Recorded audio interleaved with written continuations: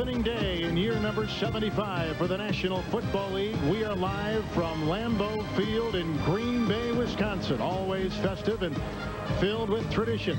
This year it could have added significance for the Green Bay Packers and set the tone for the entire season. As today, Fox Television Sports presents the National Football League as the Minnesota Vikings take on the Green Bay Packers. Hi everyone, welcome. Kevin Harlan with you, and welcome to the christening of the NFL on Fox. Well, there's going to be a battle on the field today. These are fierce rivals, and the two quarterbacks under the scrutiny of everybody. Brett Favre for Green Bay, Warren Moon for the Minnesota Vikings. But the real battle, folks, could be up here in the booth, because for 9 long, terrifying seasons, strolling the sidelines was one Jerry Glanville. Lucky. You're lucky. It's the first time you've been right in 5 years. This isn't college. This is NFL, which stands for not for long when you make them calls. I'll be selling groceries. No, he's out. No. I hope not for long doesn't stand for you and me up here in the booth. We need to be here a little bit longer. It's great to be here. Great to be with you too, Coach. All right, now, Sterling Sharp has been the big story. What do you think the reaction of the Green Bay Packers will be? They're ready to play football. That distraction's over. And what he's got to do is run after the catch. That's his key. Catch the short pass and run and get big yardage. For the Minnesota Vikings, their big story and the biggest acquisition of any one team in the NFL, quarterback Warren Moon. Will he take this team to the next level? Doesn't have to. I think the coach did a great job saying, you're part of our team. If he's not having a good day, they have another way to win the game. All right, from Lambeau, and it's packed. The Green Bay Packers and the Minnesota Vikings. NFL Fox Sunday will continue after these messages from your local Fox station.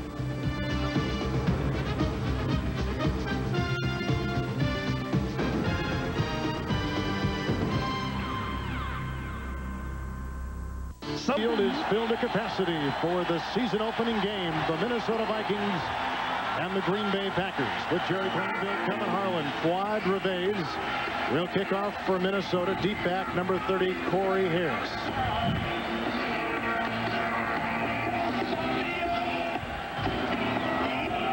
The Packers a season ago, 9-7. Same with Minnesota. And the NFL season is underway. Harris at the 18. And he ran into his own deep back man, Marcus Wilson, and down he goes at the 22-yard line. The Green Bay quarterback will be Brett Favre, who led the National Football League a season ago in interceptions with 24. In the words of his coach, Mike Holmgren, he is the key for the entire season. A big kid at 6'2", now in his 4th season.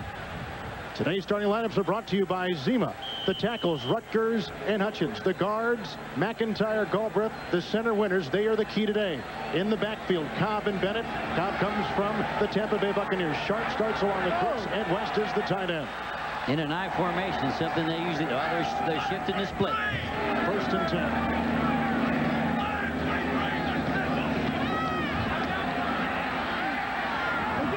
Reggie Cobb to the 27 and brought down by Henry Thomas and Roy Barker. Let's talk about that Minnesota Viking defense on that line. It's a 4-3 set.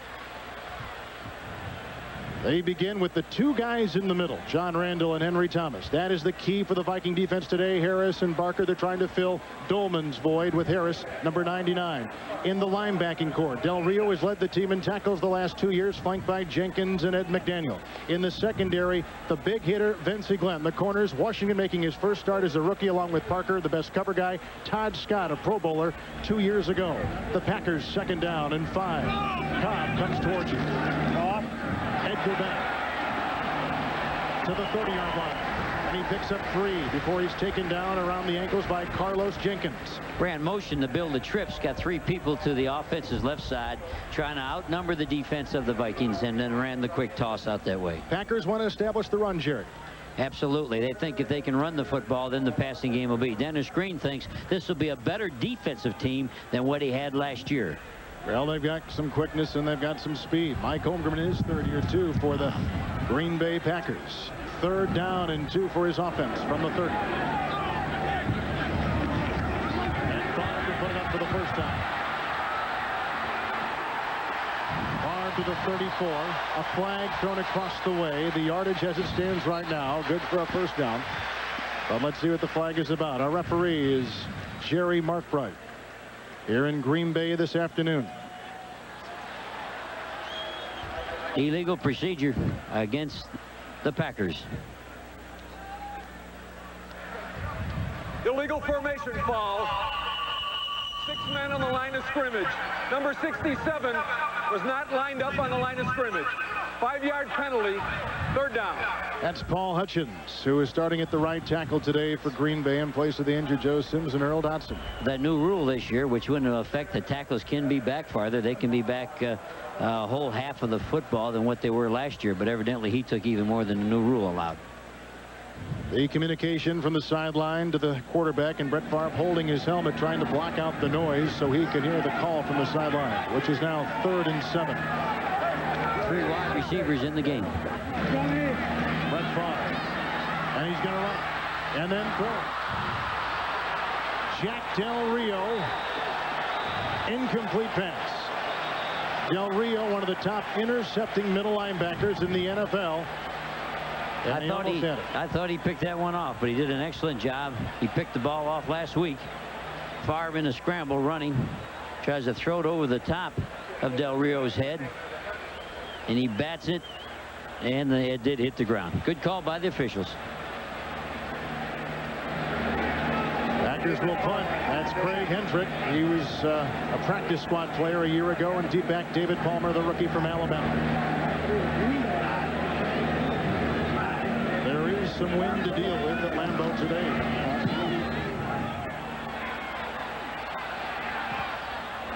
Takes a Viking bounce out of the 40-yard line. A punt of 35 yards. And so we're going to see the Minnesota Viking offense led for the first time by Warren Moon, a 5-time Pro Bowl player. In his 18th professional season, 11th in the NFL, he took the Houston Oilers to 7 consecutive playoff games. 37 years old, will turn 38 years old in November. Stussy is the rookie left tackle. Clear Christie. Running backs Allen. Wide receivers Carter, Reed, and Ismail. The tight end Adrian Cooper. It is 1st and 10 for Warren Moon. He'll go right to work. Almost picked off. It is George Teague Hansen. Teague taken down from behind by Condrey Ismail. And the Packers have the first big play of the game.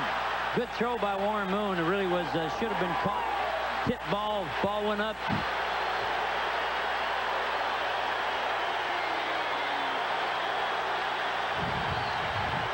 Throw right inside.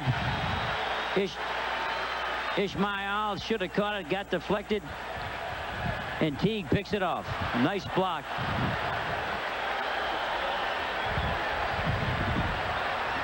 Good throw right through the hands. Should have been a catch. Should have been a first down for Minnesota. First interception for the Vikings in 117 passes. The Packers two tight ends. Reggie Kyle. And he picks up a couple inside the Minnesota 42, tackled by James Harris. A bend back play by Reggie. That's what he does best. He's not a real good east-west runner. So the Green Bay sweeps, what Green Bay really likes to do, doesn't really fit into his strength. His strength is hit up over the guard and cut her back right away. And they had not been doing that in the preseason, but that's his first carry. And it looks like they're trying to get that running game established early. The Packers have it 2nd down and 9 as Warren Moon talks to his offense. Couple tight ends for the Packers. Favre to the tight end, Ed West. And he's to the 37. Jack Del Rio is there along with others in the linebacking core for Minnesota. Little flanker motion. First read for the quarterback is the tight end, and they ran it to perfection. They actually had 2 tight ends in the ball game and 2 backs. Sent the flanker motion in towards the tight end, back outside, made the DBs look around. This is not a very long passing team. In other words, they like to kind of dink it at you. Am I right? It's dinky-do time, but it's what you do after you catch it. And you can see there, that's just a 4-yard throw, run after the catch. 3rd down and 4 for Favre. He's got 4 wide receivers. Backs offset, so it should be a throw.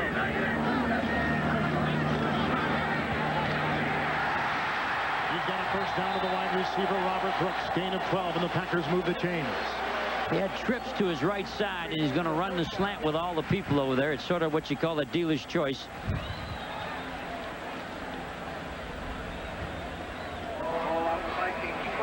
There's the three people to his right, and he just runs a little hook up inside with the outside people running through, and he tries to run hard after the catch. Tackled by Del Rio. And Favre threw it between two defenders. First down and 10, the Packers at the Minnesota 25.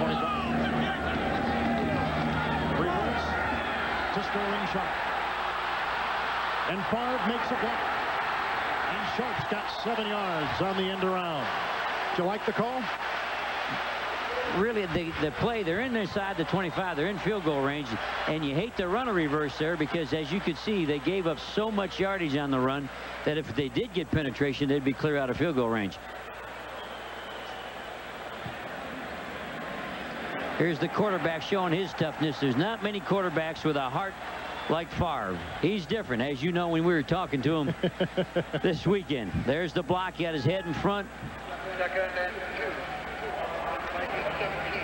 Knocks down the rookie, Dwayne Washington. Sharp picks up 8, second down and 2. Bennett by himself in the backfield. He gets the call. And he's wrapped up by Roy Barker. 2 tight ends, 2 wideouts running right at the guard.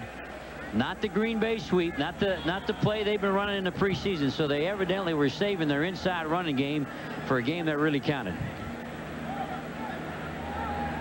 Mike Holmgren, who is in contact with people upstairs and calling in the plays to the Green Bay quarterback Brett Favre. You can see what they did in that red zone a season ago. And the chains will come out to take a measurement. Big measurement. Interception set this up. Thrown by Warren Moon for the Minnesota Vikings. But the interception was a good throw. Ball should have been caught. Those tipped interceptions is what kills your quarterback stats. Changes the momentum of the game when you have the ball where it should be. Minnesota should have had the first down. Not the quarterback's fault. Third and about half the length of the football. Just outside the Minnesota Vikings 15-yard line. In the first quarter with no score. 3rd and 1. Ball the Vikings 15. 2 tight ends, 1 back, 2 wideouts.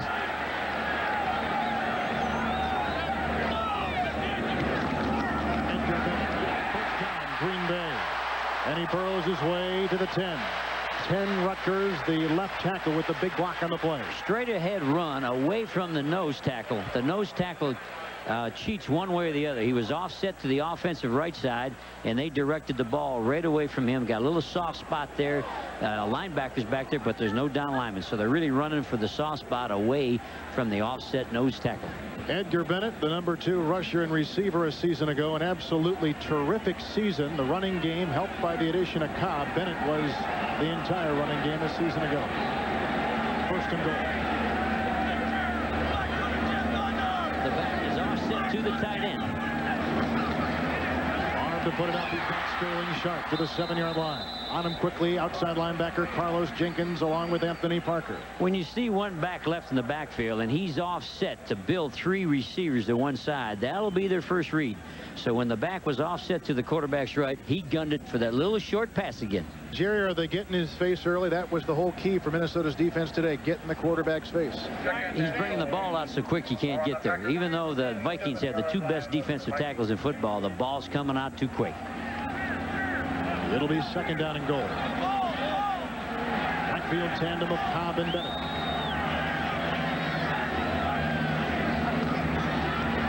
To his secondary receiver, which was Sterling Sharp, and the coverage by the young rookie number 20, Dwayne Washington. That is a great play for a rookie playing his first game on the road to come in there and swat the ball down with his inside hand. A lot of congestion down by the goal line. It was crowded. It looked like they were pushing each other a little bit.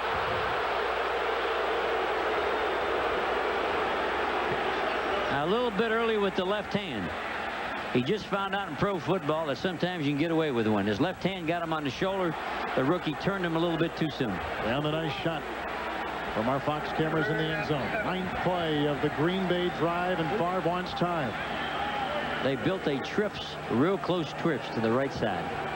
An interception set this up for Green Bay. They've moved down now to the Minnesota 7. We're scoreless at Lambeau Field. The city of Green Bay shuts down when the Packers at home, and they're opening up the NFL season today. This has been a nice drive put together by Mike Holmgren against that Minnesota defense. Dennis Green trying to diagnose what Green Bay is doing so well. Right now, 3rd and goal. Favre to put it up. Here's that pressure we were talking about. Knocked away. Almost intercepted in the scramble. John Randall was chasing Brett Favre for his life in the coverage by number 58, Ed McDaniel. They were going for Sharp. They never have tried to run down here. What's amazing is we've gotten the ball down here, and they're trying to throw it in there. But what you do like on that throw is the ball landed. It was going for the end zone. If it was incomplete, either way, they were going to go for the touchdown. And we're trying to throw that little 3 or 4 yarder. Going for the field goal on 4th down. Chris Jackie is trying a 25-yard field goal. He is coming off his best season, 4th most accurate kicker of all time. Holding will be Craig Hentrick.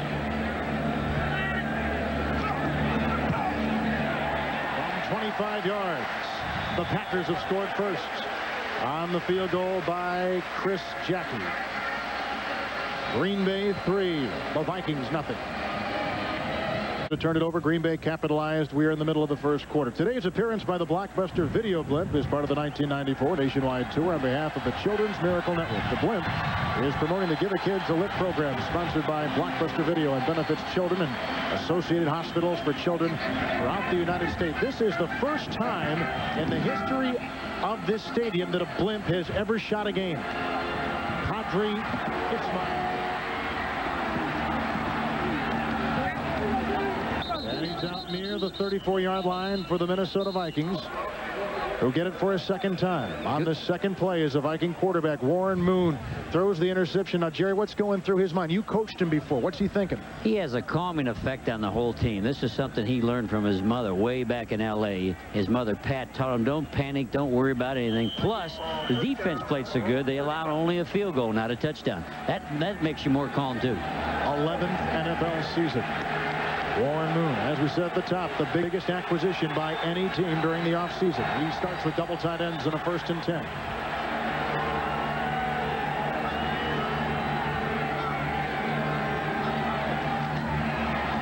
Terry Allen. And he works his way for 3, and the tackle is made by Reggie White, who's on that defensive line with the Green Bay Packers, and what a defensive line it is, beginning with White, number 92. Also Steve McMichael, along with John Yurkovich, and Sean Jones comes from Houston. He can definitely rush the passer. Let's talk now about the linebackers. In the middle, Fred Strickland, the former Minnesota Viking. Kuntz and Pop flank him. In the secondary, one of the youngest and most talented. At the corners, Buckley and Mitchell in the middle, Teague, and the all-pro Leroy Butler. 2nd down, 7 to go.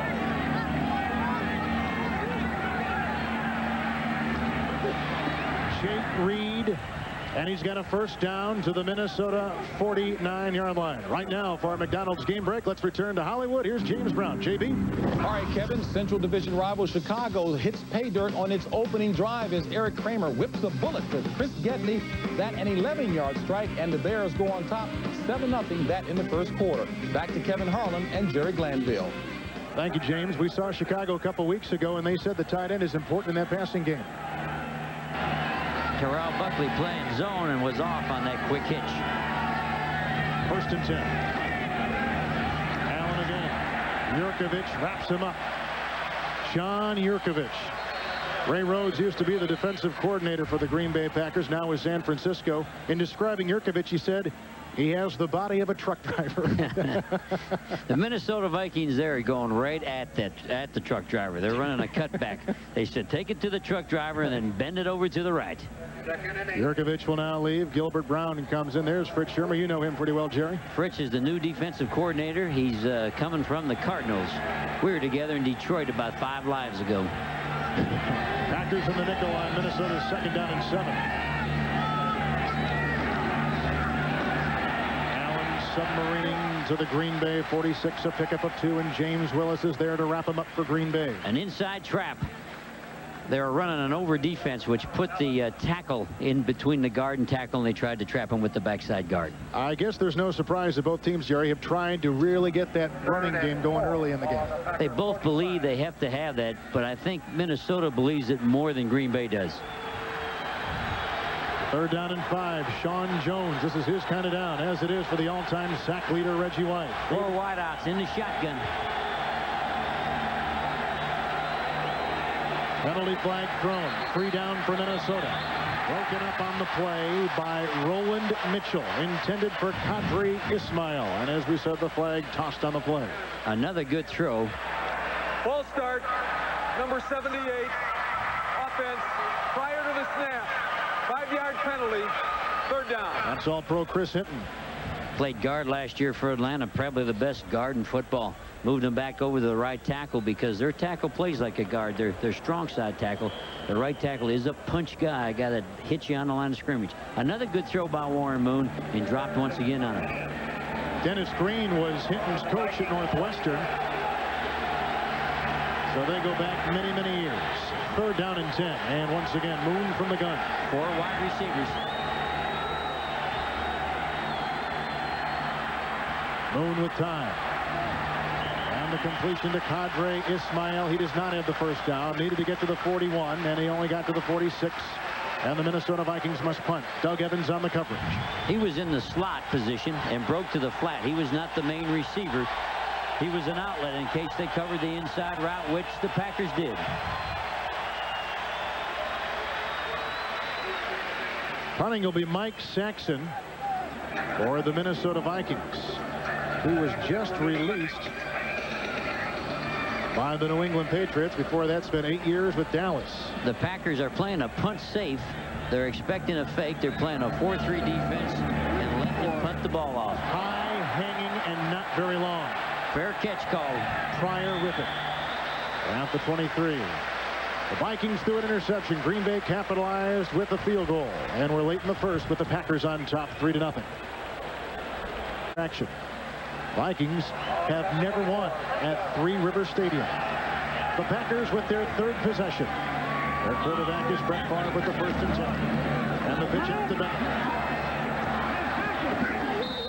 And the tackle made by Ed McDaniel. I would assume, Jerry, now defensively the Vikings will begin to start making some adjustments. To stop the quick hitches, to stop the short passing game, they're going to keep playing zone. And one good thing the coach said to us, Dennis Green, yesterday, they're going to complete a lot of passes. And we don't care if they complete them all if they're not getting yards and they're not getting in the end zone. You got to tackle them. Then the big thing they did there, even though they had the interception and they completed passes, they did not score a touchdown. 2nd down and 9 for the Packers. Tight wing. They've been running this tight wing set with 2 backs. In this direction with Reggie. And he only gets maybe to the line of scrimmage. Not much more than that. It'll bring up a passing down for the Packers.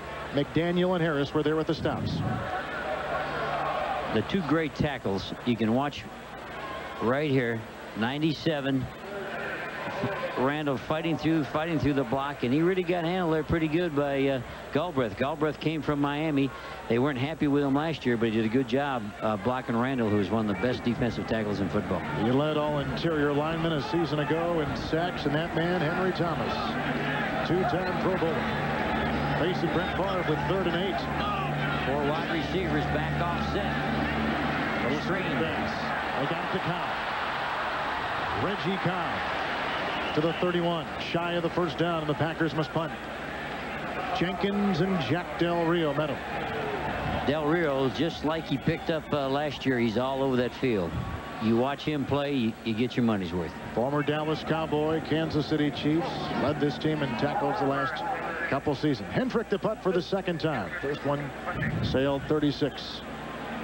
David Palmer, number 22, did just about everything in Alabama. Quarterback, running back, wide receiver, returned on kickoffs and punts.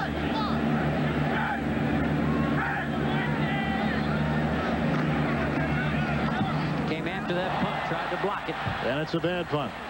Out of bounds near the 40 of the Minnesota Vikings. And the Vikings will get it for the 2nd time. The young kid in his first regular season game struggling. It's 3-0 Green Bay. Green Bay Packers on top of the Minnesota Vikings, 3-0. With Jerry Glanville, Kevin Harlan. How is it to be up here after so many years on the sideline? Well, you can't get penalized up here. So far, nobody's hollered at me. Nobody's throwing a flag. Minnesota needs to get something going. They got 1 first down, and the quarterback's been throwing the ball good. Now they got to catch it. Warren Moon, the new quarterback for the Minnesota Vikings. with his third possession today. 3 wide receivers, 1 tight end, 1 back. Terry Allen is at bat. Allen gets the call. A couple. That's about it to the 41-yard line. Bryce Pop, who moved to the outside linebacking position, taking the place today of the injured Wayne Simmons, makes the stop. Terry Allen, a very interesting story. He has had both knees operated on, ACL on both, and the Viking physicians feel, is the first skilled player ever to come back from 2 completely reconstructed knees. It is quite a story. It really is, because the knee is a total off-season rehabilitation, and he's had to do it twice. 2nd down and 8. Moon to put it up. Incomplete. Looking for, once again, Terry Allen, number 21. That was a high ball. That ball was probably Warren's worst throw. A little bit too high in the crowd. And both teams are playing zones. Both teams are going to make you go the long distance. No one yet has showed 1 snap of man-to-man.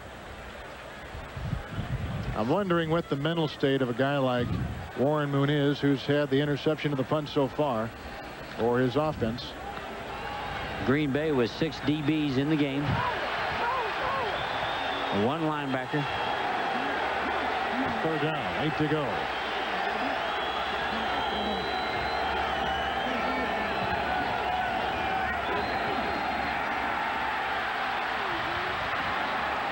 On the near side, 1st down to Jake Reed, wide receiver, 3rd pick in 91 out of Grambling, and who has become in this preseason maybe the favorite target of Warren Moon. They're looking for him all the time, but watch the rookie left tackle, Todd Stussy.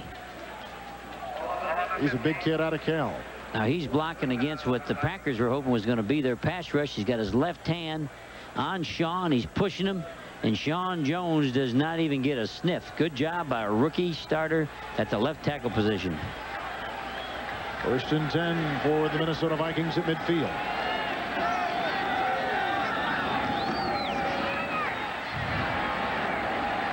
Moon's got his receiver, Chris Carter. Ball is jarred free. They blew it dead. Carter makes the grab, and All-Pro a season ago, Rowan Mitchell, the veteran from Atlanta, was there. I was watching. I got kind of watching this offensive tackle making another great block on Sean Jones. First quarter has come to a close at sold-out Lambeau Field in Green Bay, Wisconsin. What a great place to be. That always seems right. We're at Lambeau on opening day of the National Football League as the Packers and the Vikings battle, and Green Bay's got the first quarter lead. Kevin Harlan with Jerry Glanville, Lambeau Field, Green Bay. The Packers on a field goal off a Minnesota interception. 3-0 the Packers. Warren Moon making his debut for the Minnesota Vikings. Making his debut against a top-notch defensive football team. Last year, yards given up, Minnesota Vikings 1, Green Bay 2. So you can see the strengths of these teams. They both play zone. They don't take many chances. They make you work it, hoping you get a tip, hoping you get a deflection. Reggie White, the All-Pro, Yurkovich in the middle, and these are the faces of the NFL on opening day, 1994. 2nd down and 5. Minnesota with their deepest penetration of the day at the Packer 45. 3 wide outs with motion coming back.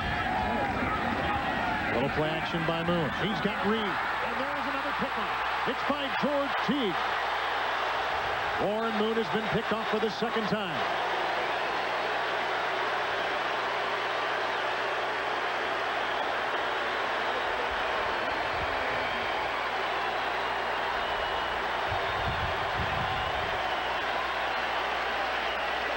Another good throw by Warren Moon. It's too bad he's been intercepted.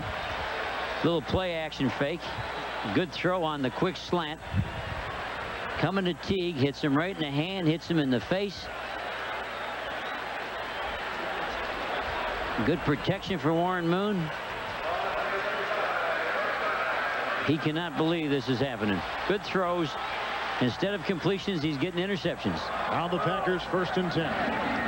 There's a flag and a free down for the Packers. Ed West.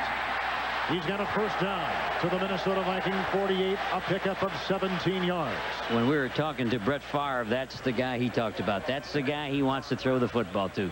What was the nickname he gave that big tight end? Toolbox. He loves old toolbox. He said all he does is sweep up, catch everything, and play hard. Well, it's going to go back. Illegal formation foul, number 67, offense. Not on the line line of scrimmage. 5-yard penalty. First down.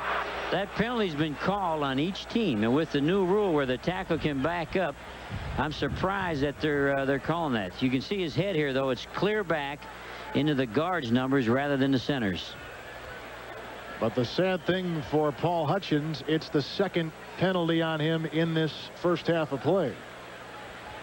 Hutchins has had a battle weight. Could have been a first-round pick out of Western Michigan, but he couldn't control the weight, so he dipped down just a bit. During the offseason, the Packers sent him to Duke University in the diet clinic. He has come back. They love his feet. They love his work, but he's very young. The penalty makes it first and 15. And he was looking for Robert Brooks. It's an incomplete pass in the coverage by the rookie Washington. That's our first deep throw by the Green Bay Packers, and it was thrown out of bounds. Going back to their passing game is going to be short and run after the catch. Right here, Green Bay 3-0 on top of Minnesota. Back to Hollywood now, and James Brown. James. All right, Kevin, the best way to ease the nerves for a young quarterback, hey, score some points. Chris Callaway of New York helps matters out as he scampers 20 yards down the left sidelines. That set up a 1-yard touchdown run by Rodney Hampton. David Meggett, a 68-yard punt return. 14-0 Giants in the first. Back to Kevin. Back to James Sterling Sharp. And he is to the 36 and tackled by Jack Del Rio, the middle linebacker. The Packers built the 3 wide receivers to his left, had trips, had 3 people to look at, and again you can see the short route, and Del Rio is going to make a bunch of tackles. He led the Cowboys in 91, led the Vikings in 92 and 93. Sharp, the big story, of course. Reggie White probably said it best yesterday when we talked to him, said that Sterling Sharp is the glue that keeps this team together. Well, it was almost undone with him walking out. They agreed last night to redo the contract but not get any more money. They have reallocated money within the contract for Sharp. Here's a 3rd and 9. And he's got Sharp again.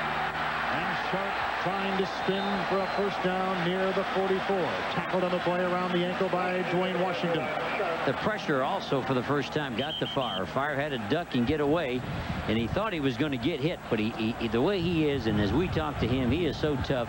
He stood in there and gunned that ball, and you can see Sharp's always trying to get more yardage. He's got the ball, but he's not satisfied. Twist, turn, reach, grab, get 1 more yard. And again, it's probably pretty important to emphasize the Packers did not renegotiate the contract. They took the existing contract, which has 7 years remaining on it, and reallocated funds for Sterling Sharp. And he did not get enough for the first down. He needed 1 more twist, 1 more turn, and he'd have had it. So the Packers have to punt for a 3rd time today. Missed that by about a half a yard. Hendrick to punt for a 3rd time. And they've got David Palmer to back, number 22. Minnesota looks like they may come after the punter. They're bailing out.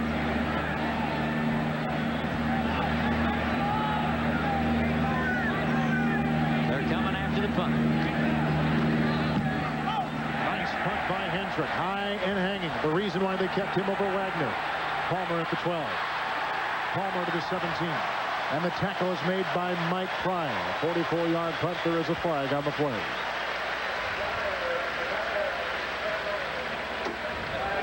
And it is against the Minnesota Vikings.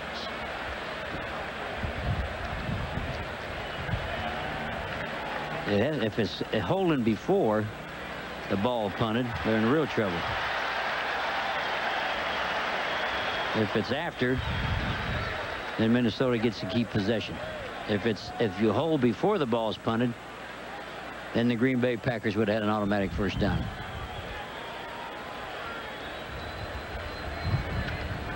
Dennis Green, 3rd year with the Minnesota Vikings. His goal, as we talked to him yesterday. Number 37, while the kick was in the air, a post-possession foul, penalized from the spot where possession was gained. Half the distance to the goal, first down, timeout. 37 is Lamar McGriggs. So Warren Moon will get it for a 4th time. He has thrown 2 interceptions, and the Packers lead 3-0. Vikings with their worst beginning field position today. They trail 3-0. Moon. That is on 6. He audible with 2 tight ends in the backfield. amply for the first time. Reggie White takes him down. Gain of 2 on the play. He had 2 tight ends in, and he found the soft spot in the defense in Audible and changed the direction of the run. He didn't change the play. He changed the direction where it was going to go. We were talking about Dennis Green. We talked to him last night. He said his goal is to get the Minnesota Vikings in the playoffs 3 years in a row. And only 2 other head coaches have done that in their first 3 years with one team. Second down, 8 for Minnesota. He's got the tight end, Andrew Jordan. 6th round pick, tackle made by Rowan Mitchell. Jordan, now there was another Jordan who wore number 83, Steve Jordan. This guy idolized Steve Jordan, has the same last name, obviously, wanted the same number. What they had is him off the line of scrimmage. They had 2 tight ends in. He was off the line of scrimmage and just ran a quick diagonal to the flat. We're seeing 2 teams that have thrown the ball very, very short. 4th down and 2. Vikings from their own 14-yard line. 3 wideouts and 2 backs.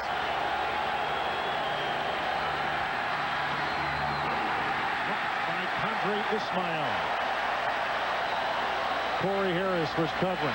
Well, if I'm Warren Moon Moon, has not gotten a lot of luck from his receivers today. If I'm Warren Moon, that's it for him. I'm going to find, where's Carter? I'm going to find Carter.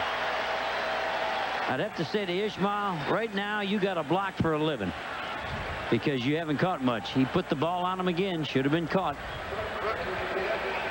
It's a quick 3-step drop, just a slant to the outside. Hits him right in the face. And he's dropped too many. You got to find Carter now, Mr. Moon. Mike Saxon to punt. First punt went 21 yards. Oh, line drive. Robert Brooks, who led the NFL a season ago. And he's to the 45 of the Minnesota Vikings. It's a punt of 39 and a return of 8 yards. Tackle made by Mike Morris, the long snapper. 3-0 Green Bay. Harlan, Jerry Glanville from Green Bay. The Packers lead 3-0. And they've got it 1st and 10 from the Vikings 45.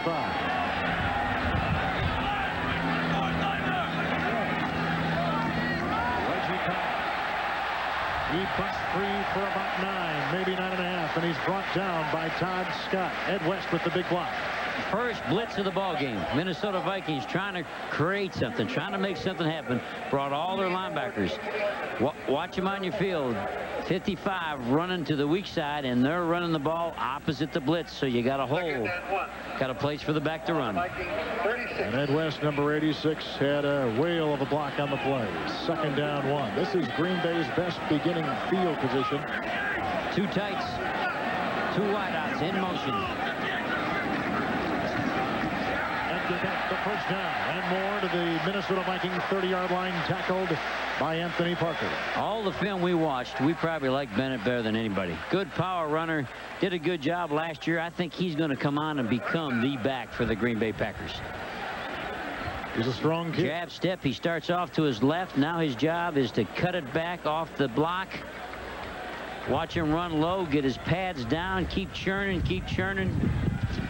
Nice run. And beautiful camera work, too. Edgar Bennett. The Fox cameramen are the best in the world. 1st down and 10. Reggie Cobb again. And this time he slashes to the Viking 23-yard line. A late flag. Flag came out real late.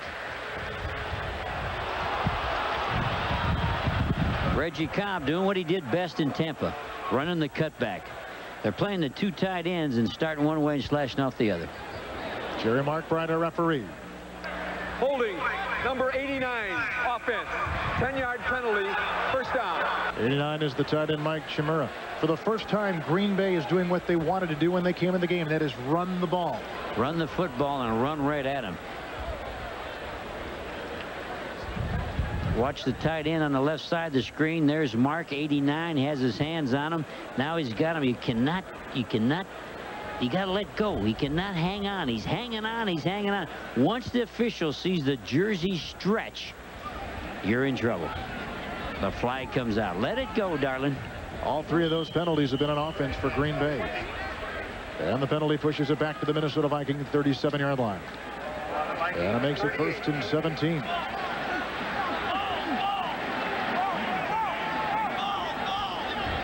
3 wideouts. The back is offset to the tight end. Brett Favre. Ron Lewis, the former San Francisco 49er. Carlos Jenkins, the stop at the Minnesota 29. All a quick game. 1-2 throw. Throw the ball in a hurry. Lewis, just a little bit of a quick out. The pass rush of the Vikings can't get to you, and you know they play zone. How do you stop this quick game? You got to challenge and play man. Unfortunately for the Vikings, they played man and blitzed one time, and the Packers ran the ball away from the blitz. Trying to get that nice balance of run and pass. They said they wanted to run the football. They didn't do it in the preseason, but they're doing a better job here. Tight wing formation. On 2nd down and 8, Favre. And the screen pass caught by Edgar Bennett. Edgar Bennett inside the 20. Edgar Bennett to the 15. Edgar Bennett to the 14-yard line at Green Bay. First down. Very unusual how they did this. This is the 4th man to come out to the offensive right side. You see a trips to your left, and here comes the back. He came out, and here's the 2nd back out that side. That's the 4th receiver to the same side as the zone. So that's about as big a flood as Edgar Bennett's been involved in. Now the Packers are moving the ball. They've made adjustments on offense with 1st and 10 from the Minnesota Viking 14-yard line. 3 wide receivers in the game with 2 backs. Favre to the end zone. Touchdown. Sterling Sharp. 14-yard touchdown pass.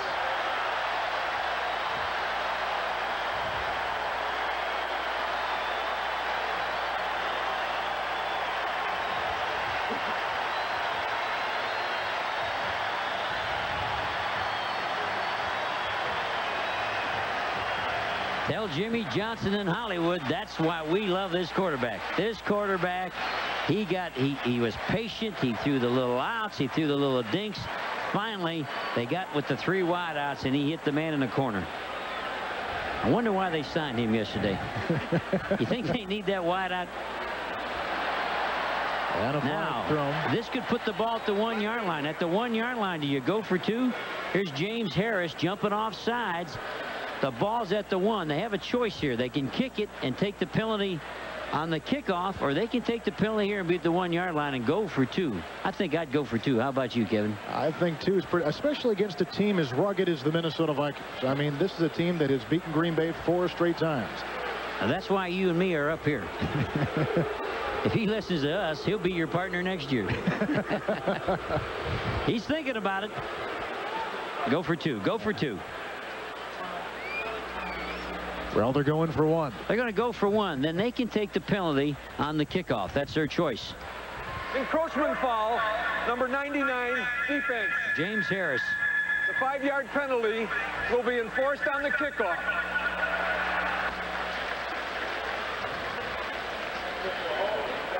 So Jackie, who has already kicked a field goal today, will try to tack on another point for the Green Bay Packers. 9:03 remaining in the first half of play. Hendrick will hold. And the Packers lead 10-0. On a 14-yard touchdown pass to Sterling Sharp, the biggest story in the NFL all day yesterday, going AWOL for a number of hours, signed or agreeing to the current terms late last night.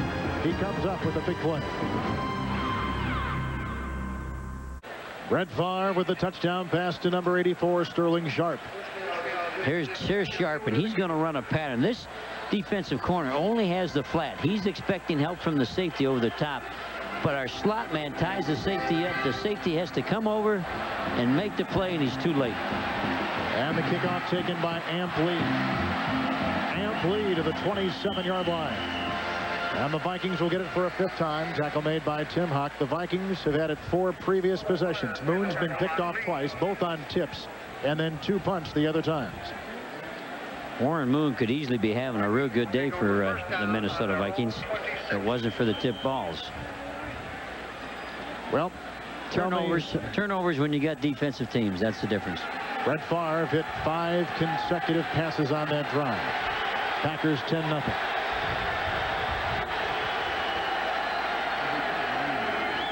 Two tight ends to one side.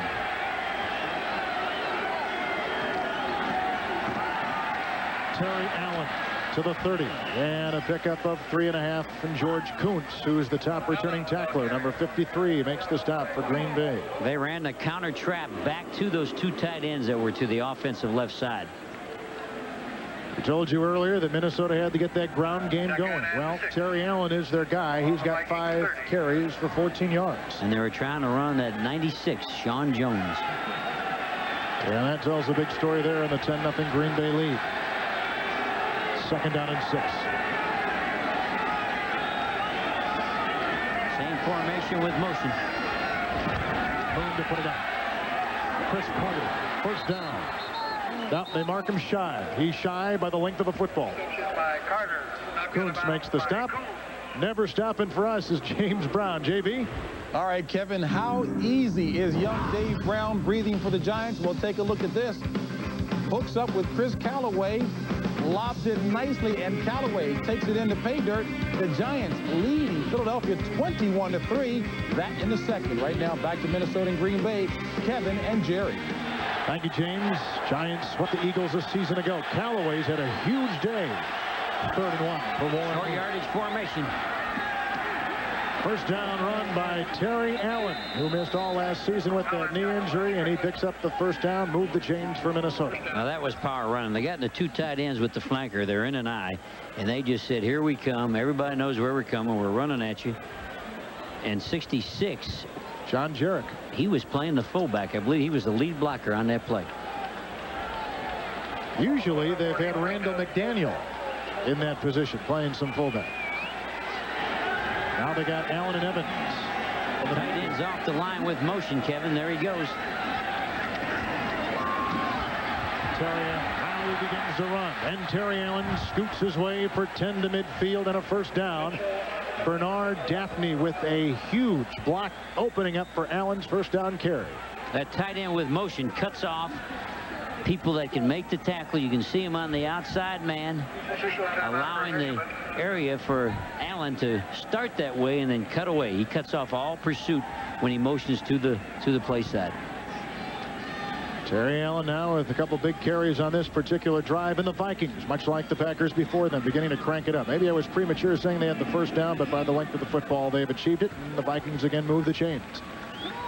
There's Chris Hinton. He began as a tight end at Northwestern when Dennis Green was the head coach, and Green said, hey, the only way you're going to make it in the NFL is as a tight end. Number 75 Hinton. That's old Daphne. Excuse me. Well, I was right on the Hinton story anyway. Well, that was a good part. 2 tight ends. Warren Moon. Intercepted. Oh, dropped the interception. Teague had it. That would have been his 2nd one, wouldn't it? And the 3rd one. Today. Reed was in the sights of Moon. Now that was a bad throw. Little play action and trying to hit the slim post. Warren Moon had some pressure, believed by Gilbert Brown. Gilbert Brown was on top of Warren when he was throwing this. Watch number. Outside man breaking for the slim post. He's open.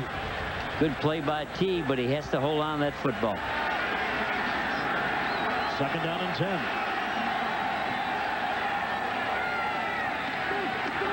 Terry Allen. Green Bay came in force with Teague and Kuntz making the stop. That's what the NFC Central is all about. There's power trap football, defense playing hard. Offense had some great blocks. There's a body left down there. We got an injury. Roland Mitchell is the player down, a Plan B acquisition from Atlanta back in '91. I had him when I was. That's right, you did, didn't you? And all he did is make plays. Good football player. The Vikings are beginning to move the ball on the ground. They need to. They're down 10-0 at Lambeau on opening day in the NFL. And the Packer personnel, people on the field still adjusting to Roland Mitchell, who is down. He really was crushed on a run to the near side of the field. By Chris Hinton. Chris Hinton's one of the best blockers, number 78 coming out, and it's a mismatch. You got 300 pounds plus hitting on a 190-pound, and he's down on the ground, and it sort of buckled him, and then the whole crowd comes over. He gets kicked in the head, and it just was a bad play for Roland Mitchell. Chris Hinton knocks him down. Man. And then Allen sort of steps on him as he goes on over him. Looked like a rag doll there. Well, yeah, it's just a mismatch. Chris Hinton's probably one of the most physical, the toughest people playing offensive line. And even though Harlan Mitchell is a physical, tough corner, it is a mismatch. When you got a force with the little guys, you hope the big guys aren't coming after you. That's Mike Holmgren to the right of your screen, kneeling down with the physicians and the trainers for the Packers. I guess really, Jerry, ever since Dennis Byrd went down with that injury a couple years ago at the Meadowlands, that the precautions that are taken now, even for what might not be anything at all, have got to be extreme. I mean, they've got a whole new set of rules and regulations when they handle things like this. You can't be too careful. Right. You just cannot be too careful. I had both players. I had Chris Hinton, and Chris Hinton is a guy that likes to play every game full speed. I think he's as good a guard that's ever played football. And then for quarterback the Minnesota Vikings, he has thrown a couple interceptions already. Right now, this is the best drive for the Vikings all day long. Jackie, in fact, kicked the field goal on one of the interceptions. As the Packers were able to convert, Brett Favre has had a good day throwing, and Green Bay leads 10-0. Doug Evans has replaced Harlan Mitchell at the corner position. On 3rd and 10, Moon slips, and Reggie White has him for a sack. The all-time sack leader, Reggie White, playing in his 138th game, makes his career 138th sack. I thought Warren was going to try to run a bootleg and go away, but Reggie White is so quick. He's the second man in on your screen, number 92. He's over the guard. He pushes the guard, and Warren slips a little bit, but Reggie's there immediately. That is the first time a Viking quarterback has been sacked in 15 quarters. Saxon to punt again. Robert Brooks is deep back from the 16. And he goes down hard at the 18-yard line. Again, the long snapper, Mike Morris, a rattlesnake hunter. Yes. He looks like he's rattlesnake hunting. What great coverage, because the punt's not hanging. We've had a couple of line drives. It's a compliment to the Minnesota Vikings to be able to cover those bad punts. Green Bay gets again as the Vikings punt for a third time in 5 possessions. Well, tonight, Fox presents the biggest event of the season, Fox's Super Sunday. Terry Bradshaw and Howie Long host a night of new shows and season premieres, plus special guest appearances by Jason Priestley, Al Bundy, and Bart Simpson. Fox Super Sunday kicks off tonight at 7, 6 Central on the Fox television network. The Packers scored the last time they had it. They've moved the ball, and they've got it 1st and 10.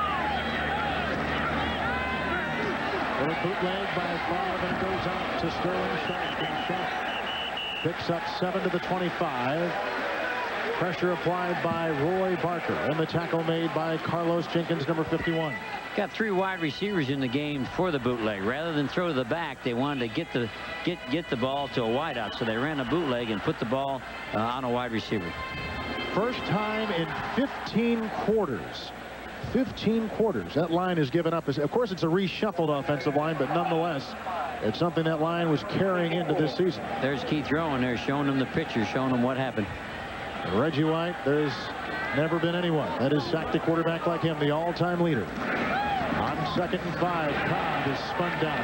Great penetration on the play by Ed McDaniel. Looked like we may have been having a blitz there. He got there so quick. If he read that, he did a fantastic job, but I think he was in a dog. I think he was coming prior to the snap.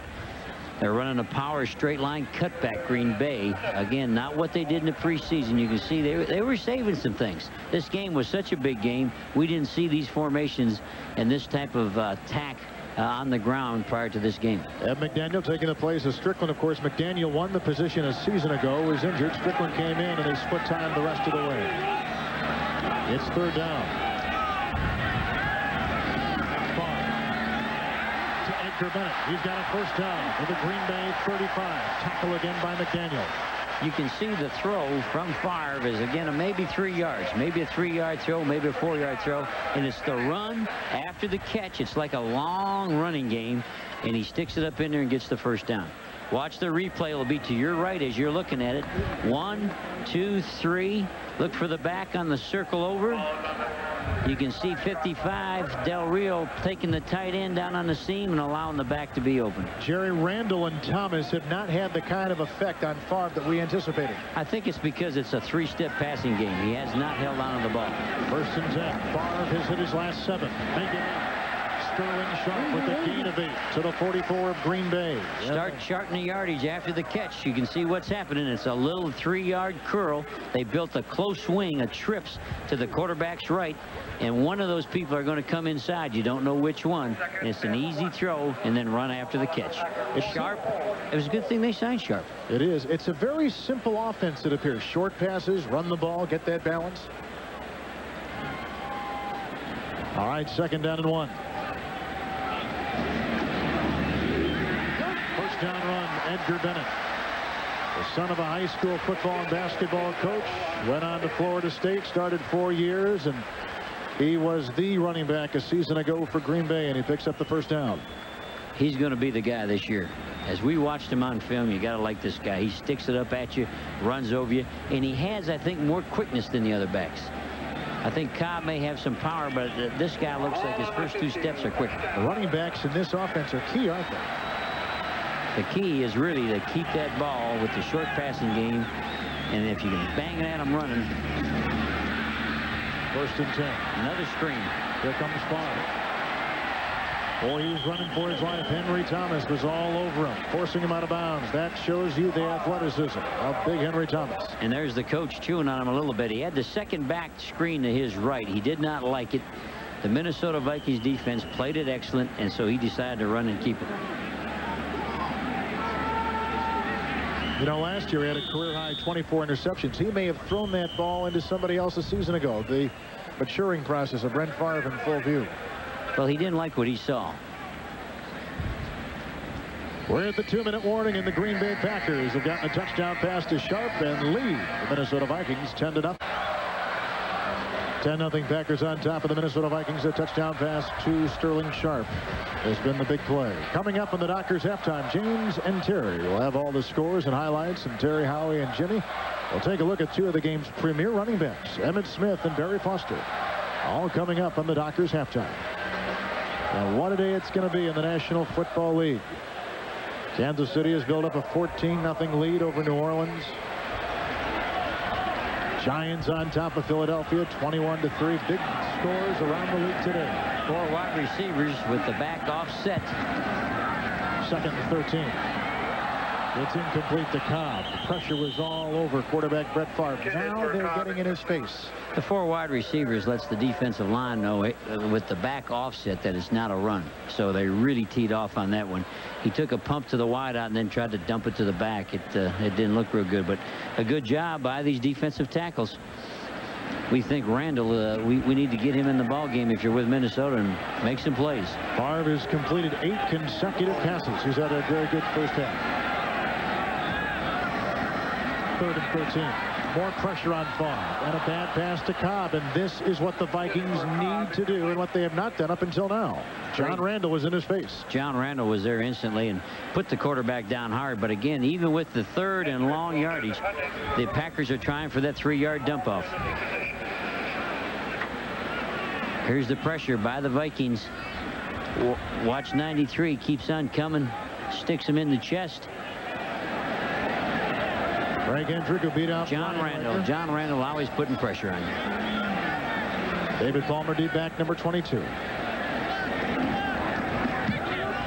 Nice punt by Hendrick and into the wind. That's the best punt we've seen. Palmer at the 9. And he goes to the 21-yard line, and that's a punt of 44 yards with the return of 12. Hang time was the key and the reason why he made this team. Hendrick. Tackle on the play made by Mark Chimura. Well, Jerry, 1:42 remaining, and the Vikings begin it just outside the 20. What kind of offense do you expect to see now? Open it up. The best thing Warren did, I think, for him in the preseason was the 2-minute drill. If you're going to use Warren's talents and his skills, run that 2-minute drill, and I think you got a chance of getting some points. Last possession for the Vikings, the running game appeared to be coming around. We'll probably see more of that in the second half now, though, with time running down. They need to put it up.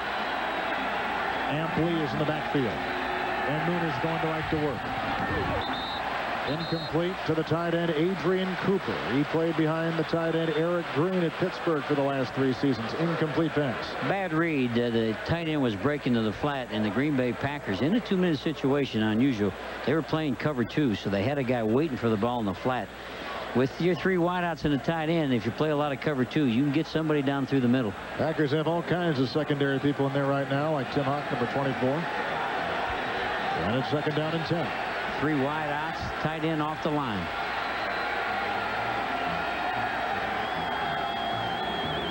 Warren Moon.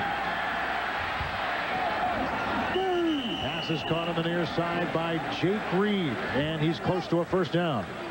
Doug Evans on the coverage. Doug Evans in there for the injured guy, I believe. Isn't that why he's playing the right corner? Roland Mitchell's out. Let's see if we can find Roland on the sideline, see if he's doing all right. Timeout taken on the field. Evans.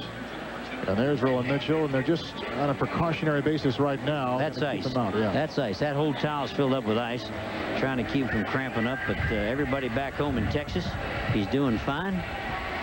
One thing the Packer offense has done today, Jerry, has been they have gotten the yards after the catch, and they have gotten some fairly good ground production. What Minnesota has done is turned it over a couple times, and that has stifled anything they want to try to do. And then when you read the paper, you're going to read the interceptions by Warren Moon. But as everybody saw, those balls could have been caught. It could have been a different ball game. A tip deflection with the new rules. In fact, we were talking to Buckley. Terrell Buckley said the only way you're going to get interceptions with all the new rules is off of tip balls. And sure enough, that's how they're getting. Well, these majestic views coming high atop Lambeau Field. I'd like to thank the Blockbuster Video Blimp for providing Fox Sports with these beautiful aerial views for today's event. First time a blimp has ever shot a football game at this field, and it was built this stadium back in the mid-50s, so a lot of things have gone on here. Big games. It's 3rd down and 1. 3 tight ends out backfield. And Amp Lee finds nothing. Wrapped up around the shoulder pads by Bryce Pop. Nice play by Pop. He did a great job. Here's a guy that makes all the alerts on the line of scrimmage, makes all the calls. The coaches say he is so intelligent, he's so smart, you got to have him in on every situation. 95, he comes up inside, hits his own man in the back, sheds the block, has Lamp Lee around the neck, and he's taking him the other direction. Return him from whence he came. Well, at halftime, you'll see that and much more with Terry, Howie, Jimmy, and James Brown in Hollywood. Scores and highlights from the opening day of the NFL's 75th season. And then a look at 2 running backs in the second game of our doubleheader that will go head-to-head. And this will be a tremendous matchup. Barry Foster for the Pittsburgh Steelers. Emmett Smith for the Dallas Cowboys. Join Pat Summerall and John Madden immediately after this game for that one. As the NFL comes to Fox, christening off a relationship that obviously has garnered a tremendous amount of attention in the media world, and it's great to be a part of the NFL. And what a great place to be on opening day with all the tradition of Green Bay and the NFL. This is a perfect venue. The Vikings are going to have to punt. Mike Saxon. Brian Barker was the punter acquired from Kansas City in the offseason, but they didn't like what he did during the preseason, so they jettisoned him and brought in Saxon. And Saxon's had low punts, returnable balls all day. There's his best punt. And Robert Brooks is under him from the 32 to the 37. And 63 seconds remain in the first half. Tackle on the play made by Lamar McGriggs, a former starter with the New York Giants. And now, if you're Favre, do you try to push anything, Jerry, or you just try to run out the clock? Oh, with 1:03, and I think the wind coming in your face, you'll probably run off the timeouts. Although you're playing so good on defense against the Vikings, I don't think you're afraid to, if they do get the ball back, it's no big deal. Well, you can see what Green Bay has done through the air, and this is exactly what Minnesota could not afford. They needed to tackle them. They needed to just stop these short passes in their step right after the catch. But the Packers have gotten some pretty good yards after the reception. 3 wide receivers in the back, offset to the tight end. Reggie Cobb back, Favre to throw. Robert Brooks still alive. And a gain of 8 near the 45. Dwayne Washington was there. Another 4 yards after the catch, and you can just see how it just keeps adding up. Doesn't look real big, other than if you look at down and distance, you're down to a second and short rather than a second and medium. Good point. Second 3. Reggie incomplete coverage by Jack Del Rio, 55. It's a good thing he dropped that, because I think Jack Del Rio was going to drop him immediately. I think he was going to get separated. So dropping that ball was probably a plus. Del Rio always a hustler, always a guy that knows what's going on the field. There's a timeout situation. Packers have the ball. Jack Del Rio has played for New Orleans, Kansas City, and Dallas, 6 head coaches and 7 defensive coordinators, yet he has still remained at the top of his game. 33. Has the tight end Ed West for a first down to the Minnesota Vikings 32-yard line, and it puts him in field goal range. Timeout. Favre was illegal on that play. Did not have his chin strap up. The officials missed that one. Green Bay takes their final timeout. Gain of 24 yards on the day. And we have seen some great quarterbacking by Favre in the second quarter in particular. Well, we like this guy, and all he does is bally and fight you. He went to high school. He had a graduation of there's 86. Mitchell right down through. What's he called, Mitchell? Toolbox. Ed West? It's West, the toolbox. He told us this is the guy he liked, the guy he wanted to feed the ball to. Well, the thing with Green Bay's tight end situation is the guy that they had really hoped would stay is Jackie Harris, but he left via free agency to Tampa Bay. So with Harris gone, Ed West, who has basically been a blocker most of his 10-year career, is now put in a completely different position. And because of it, you're going to see that, hey, he has pretty good hands. And Favre says during the week he walks around like he'll never be able to play. He's beat up, he's slow, he can't move. And then Favre told us when you get in the game, he's a sweeper. He'll pick up any ball you throw in his direction. Now first and 10 for the Green Bay Packers, up 10-0 from the Minnesota Vikings 32. Brett Favre. Ed West, first down for the Minnesota 21. That's his guy. He's going right on the line. He's calling an audible. He's going to down the ball. He's going to throw the ball in the ground here to stop the clock. And he stops it with 10 seconds remaining and setting up a field goal possibility from Chris Jackie. You think they're going to go once into the end zone just to try it? No, I think they'll probably kick it right here. Jackie has already kicked a field goal today from 25, which came after a Warren Moon interception. And Chris Jackie will be trying a field goal here that will be about 39 yards. Now he's got a strong leg because last season he kicked 6 of 7 from 50 or more. So this kid can really boot it. Placement down. 39-yard field goal, and the Packers lead 13-0. That changed this game drastically. Why is that? Being up 13 points, I think that took a little win out of the Vikings. I think the Vikings have to get back in there and they have to regroup. They got to come back with a different plan than what they wanted. Their plan was to run the football. They don't have time for that anymore. At 13 points, they got to open this thing up, let Warren Moon, spread the people out, and let him throw it.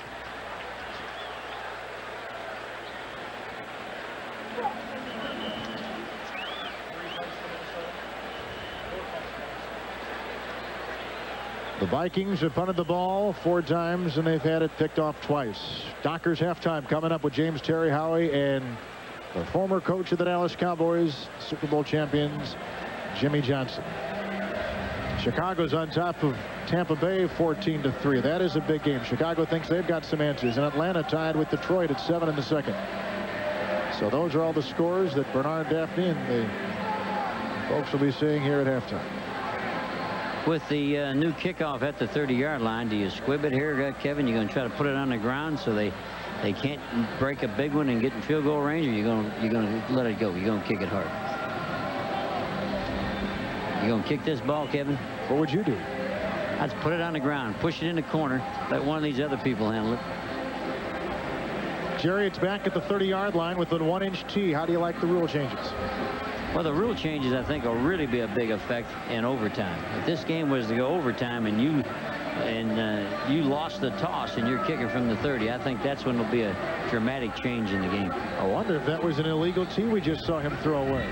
Good point. The official said, get it off this field. That's the Packers. If you're not cheating, you're not trying.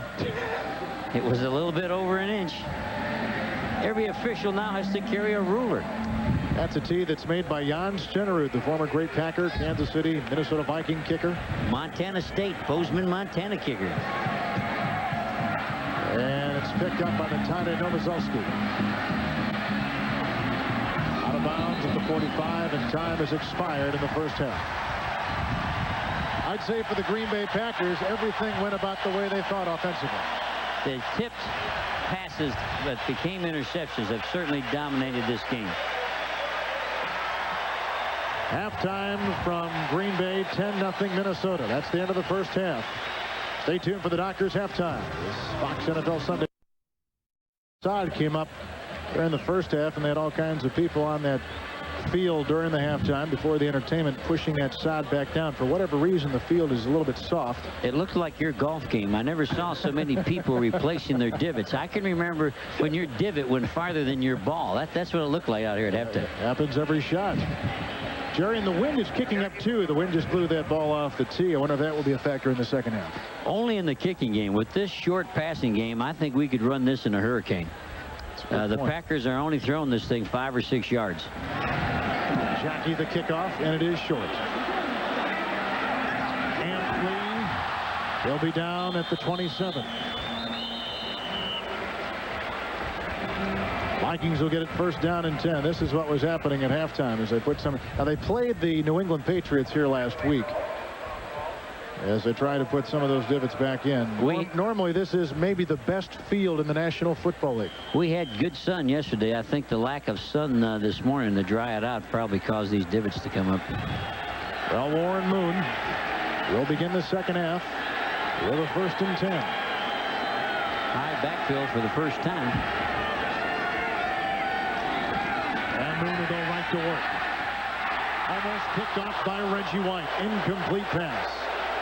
The tailback in the eye, Allen was on a flare. He looked for the flanker on the curl. He did not like that. And as he went for the tailback who was just flaring to the flat, Reggie got the big hands up and jumped and almost picked it off. We know about his sacks. I guess we don't know about his pass receiving ability on the interceptions. Widest story. Lost 25 pounds coming into this season and had some off-season ankle surgery. He said he's running now about the best he's run in the last 5 or 6 years. Second down 10. Moon again to throw. This time Terry Allen has it. And a gain to the 35. Hauled down by the linebacker Bryce Pop, and a gain of 7. Good pressure by Steve McMichael. The ex-Chicago Bear really came roaring up through there. He did a rip arm and playing over what we think is one of the best guards in professional football, but he had great pressure on the quarterback. There's Steve McMichael, longtime Chicago Bear, coming to Green Bay after he was let go by the Bears, and the Packers think he will be extremely useful on first and second down. It's third down now, and that's when he comes out. 2 to go for Warren Moon. 3 wide receivers with the back offset to the slot. Moon to the tight end, Adrian Cooper, and a Viking first down to the 41-yard line. He came from the other side of the formation. Both slot people, the 2 wideouts to the quarterback's left, got through, and the tight end came all the way from the other formation. Cooper dragging across the set. Here he is to your right, 87, and he drags across. Nobody there because the 2 wideouts had cleared it out. Good tackle by Leroy Butler. A lot of people think Leroy Butler as a safety is as good as there is in the league. Drafted by Ron Wolf. This organization, he is a very, very good one. Pro Bowler a year ago. First and 10. Moon's got time. And he's got his tight end, Andrew Jordan. 6th round draft pick. He's out to the 45. Picks up about 6. George Coons meets him out there. I liked when they introduced George Coons before the game. Everybody sitting there hollers, Coons, Coons. Now, wouldn't that make you play good? We drafted him in Atlanta. He used to be with the Falcons, and he's come here to Green Bay and done a real good job for him. Anything different you notice about the Viking offense coming out of halftime? Not yet. They're sticking with what their plan was. I don't think they'll panic from that until the fourth quarter if the score remains the same. Second to about 6. Stuffed up the middle. Jurkovic. John Jurkovic, number 64, whose idol is Steve McMichael. And the big thrill for him as he grew up on the Chicago South Side was to play with him. That's exactly what he's doing, but he's one better. He roomed with him during training camp. Well, he sure stuffed that play. That was going to be a draw play, a lead draw to the split inside, and Jurkovic, he was up to that call, and he just got substituted by his hero. It's 3rd and 7 for the Minnesota Vikings. Reggie White on the inside over the guard.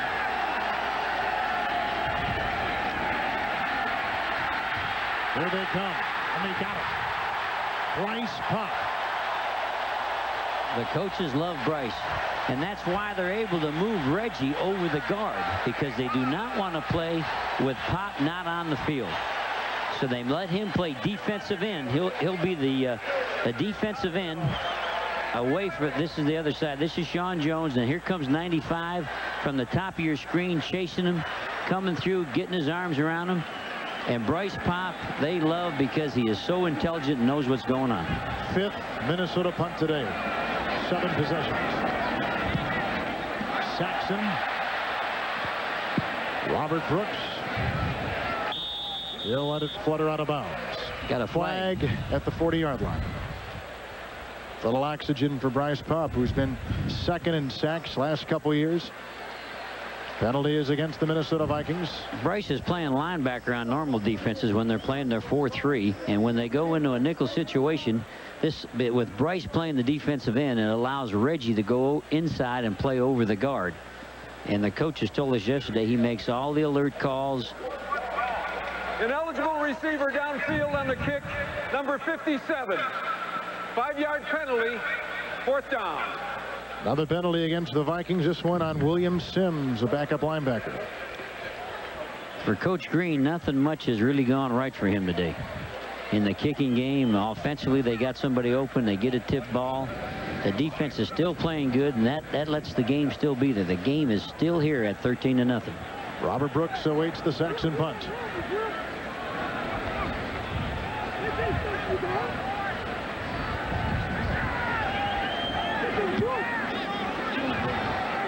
Brooks wants the fair catch, and that's what he gets at the 30-yard line. 36-yard punt by Saxon. We're in the second half, and the Packers holding on to a shutout lead over the Minnesota Vikings. Kevin Harlan, Jerry Glanville, 3rd quarter of play, Lambeau Field in Green Bay, Wisconsin. In the inaugural season of Fox's relationship with the National Football League, 13-0, Green Bay on top. Favre has had a brilliant day. First, second half possession. Little play action on 1st down.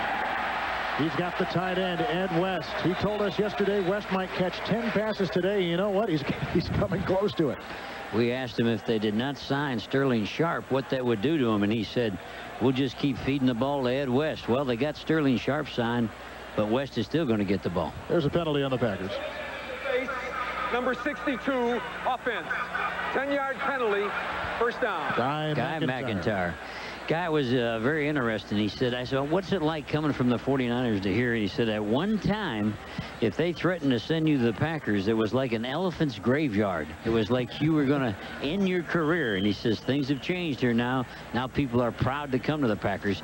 But he said about 5-6 years ago, he'd have thought his career was over getting shipped up to Green Bay. Well, now Green Bay has the most modern facilities of any team in the National Football League. They just built a brand new indoor facility, the Hudson Center across the street. We'll get a shot of that from our blimp a little bit later on. With the penalty, 1st and 20. Robert Brooks was knocked into next week by Dwayne Washington, the rookie, and the youngest cornerback in the NFL. When a rookie can come on and play like that, really the ball hung out there. They had a deep out. By deep, it was a wide throw from one hash mark. He's on the wide side. The ball hangs a little bit, and Dwayne drives and gets a good shoulder on him. The Vikings were not afraid to start this youngster. They said he was a football player and that he'd make plays for him today. 2nd down and 20. Edgar Bennett. And he's to the 26, tackled by Ed McDaniel. Just the close over. They're not going to change their game plan. That 3-yard throw and let the back try to shake off of somebody and pick up more yardage. Minutes ago, Jerry, we saw a first down passing statistic. Favre was 8 of 9. What's your interpretation of him throwing so much and with such great success on first down? The Vikings are his own team. They're not going to come up and challenge and press man-to-man, so they're going to be off, so those little dunk passes are going to be completed. Jack Del Rio scans the offense to 3rd and 14 for Favre. Screen pass dropped again by Cobb. The second one he's dropped in the second half. Henry Thomas was right in the face of Favre. Great pressure. On a screen pass, you still got to stun the defensive lineman, and they sort of just let maybe one of the best tackles in football free. Henry didn't have anybody hitting him, and he put too much pressure on the quarterback. Green Bay's 5th punt in their 8th possession. Coming up, 4th 3 and out for the Packers. Hendrick is deep back. 2-step drop back. Watch how quickly he gets this ball off.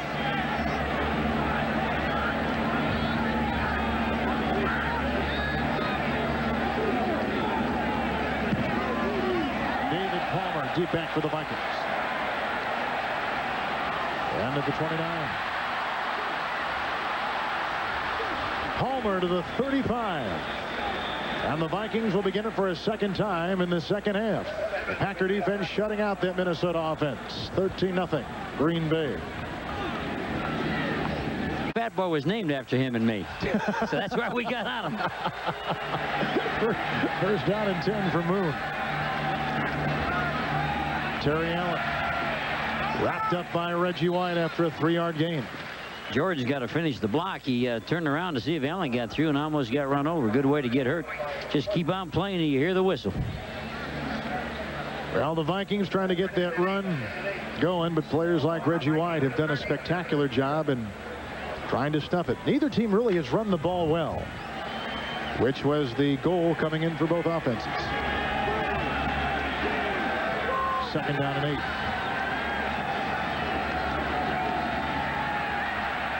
The tight end, Jordan. And he's got a first down or close to it at the Minnesota 45. He will be shy by half the length of a football. George Kuntz had pressure on Moon. Good tackle by Corey Harris. He was all over the tight end. Both passing games have almost mirrored each other. Nobody's pushing the ball down the field much. Vikings have had the ball now 8 times. In the 7 previous possessions, 5 punts, including 4 in a row. So this offense has had a tough time getting kick-started. The Vikings have gone, though, through some change. As you can see, the chains out on the field, and they're shy.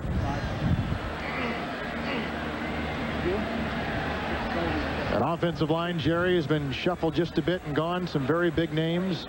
They're on that offensive line. Zimmerman, Loudermilk, Habib, Schreiber, their starting center last year. I mean, this offense has gone through some major change. Well, they've got a center that's never played that position before, and they're going against a good defensive football team. Here's a graphic on Green Bay being the 2nd in the league on yards allowed, and of course Minnesota #1. So when you got good defense, your offense struggles a little bit. Vikings 3rd down and a chain link. Warren Moon, he's got the first down to his own 46. Went behind his left guard. Now, why would he go behind his left guard, Kevin? Well, maybe he's a 5-time starter in the Pro Bowl. Big, strong, powerful guy from the waist up.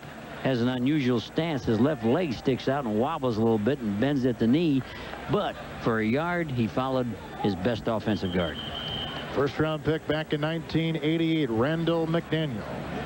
5 consecutive starts, plays at left guard, and he may be without peer in the NFL. Has great speed, great quickness, and upper body strength. Without peer at that position, I should say. He's got some good people on that line like him at the other side, but at left guard, he may be the best. 1st and 10. Looking for Jake Reed, and Moon threw into a thicket of oncoming defenders. Let's go back out to Hollywood. Here's James Brown. James. All right, Kevin, the deadlock has finally been broken at the Silverdome as Scott Mitchell from the 3 tosses to 6'4" Herman Moore. It is now a 1-touchdown lead by Detroit, 14-7. That in the 3rd. Back to Kevin and Jerry. Against Jerry Glanville's old Atlanta Falcons. That was a bad throw by Warren. It was in a crowd, and he led him too far. Didn't stick the ball in. Reed sort of short-armed on that play, but it was pretty crowded. 2nd and 10. Chris Carter. And he's fighting over there against Terrell Buckley, who knocked him out of bounds. Got a flag on that. Somebody hollered face mask on the sideline. Now, Carter had only 1 goal. I love when you talk to a wide receiver. Face mask foul, number 27, defense. 5-yard penalty, first down. Carter's only goal was to win the Super Bowl. He's not interested in the number of catches. And here he is going for the boundary. And they have him by the face mask. Buckley had a hold of him and did not let it go. Made his first trip to the Pro Bowl a season ago. He's led the Vikings in receptions 3 consecutive seasons. Maybe as intelligent a football player, Jerry, as I have ever come across. A real student of the game. It's like talking to a coach. He really knows the entire offense. Out of Ohio. 1st and 10. Deepest penetration today by Minnesota. And Moon going up top. To the tight end, Jordan. And a gain of about 6. And the tackle made by Bryce Popp and George Kuntz, the linebackers. They've gone to Jordan a lot. We're going to show you Randall McDaniel. A lot of people say the best guard in football. And look at his left foot and his left knee as he bends it down inside. He puts almost 100% of his weight on his right foot. And then he stands up and pops. He's getting help here from Jeff, the center. But many people say he's the quickest, fastest, best guard in football. And have you ever seen a stance like that in over 30 years of coaching? I never have. It looks like he'd get hurt, but he has all that weight on the other foot, on his right foot. There how he looks. He gets it done. 2nd down and 4. That's Carter on the move. Terry Allen on a flag. And a gain of 1, and Reggie White was around the ankles of Terry Allen. Pop is playing a great ball game. What he decided there is he would try Ball to start, number 83, offense. Prior to the snap, 5-yard penalty, 2nd down. That's the rookie out of Western Carolina who's had a big day catching, Andrew Jordan. Pop was trying to spill the trap. They're trying to trap to the outside. By spill, we mean he's going to get underneath the block and try to make the play go all the way to the outside. This guy, all he does is play. He's calling the signals out there? He's calling the alerts. When they come to line up, he'll call all the alerts and tell everybody what to watch out for. Versatile linebacker. Playing outside today. 2nd down and 9.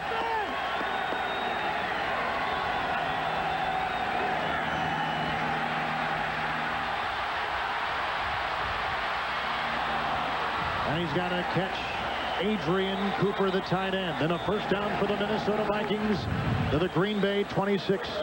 Moon was running for his life from Reggie White and Sean Jones. It was a busted play. They flushed him out and chased him, but he was able to look downfield and find his own tight end. Here he wants to drop straight back, but look at the pressure coming after him. He releases to his right, looks for Adrian Cooper. And Adrian falls down, or he could have run for about another 10 yards. Longest pass completion today by Warren Moon, who began the first half with 2 interceptions. He has settled down here in the second half. Got a trips to his left. Tight end in motion. Moon. Jake Reed, another first down inside the Green Bay 15-yard line, a pickup of 13 yards. Nice catch, just a 1-2. He doesn't want to get any pressure, so 1-2 through the quick slant. Good catch in traffic. That's what they started off with the game, and ended up a tip ball, and he got himself in trouble. But they're coming back and throwing it to a different receiver. Appears much better tempo. 1st and 10. First time the Packer defense has really been tested today. A slot to his right. Terry Allen. He spins and turns to the 9. Inside trap. Sean Jones around his ankle brought him down. McMichael told us that when he plays the Minnesota Vikings, he'll get to see more traps than he will the whole rest of the year. In fact, he says if you play him twice, it's like you played 10 years of traps. That's how much they like to come up inside. They're taking McMichaels out now. There's a guy that said, I'd play for nothing. I just love football. You don't have to pay me. Vikings are very good. inside the 20 team. 2nd down and 7.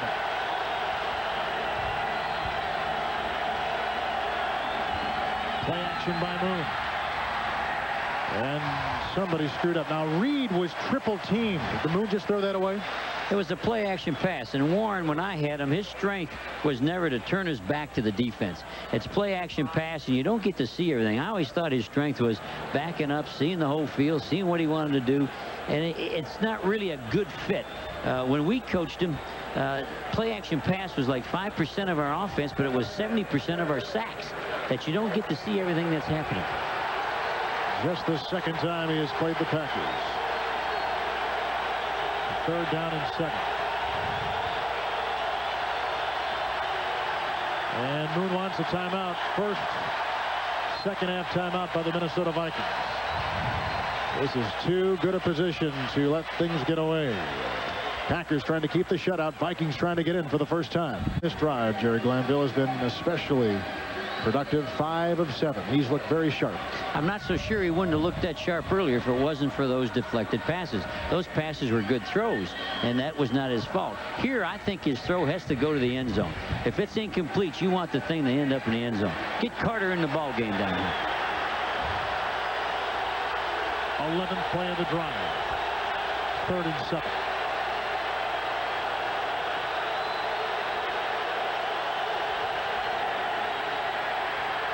To the end zone. A little high for Jake Reed. Coverage by Terrell Buckley, 27. His first look was for Carter. Carter was in the slot, and Green Bay came in and doubled the slot. Played inside, outside. He knew he could not get the ball to Carter, so coming in behind Carter is the second slant. And you'll see Warren right here. He's dropping. He's looking for Carter. It's a double. They got Carter shut out, so he brings the second slant, and he overthrew him. This will be a field goal try by Fuad Reveiz. He has made field goals under 39 yards, 22 in a row.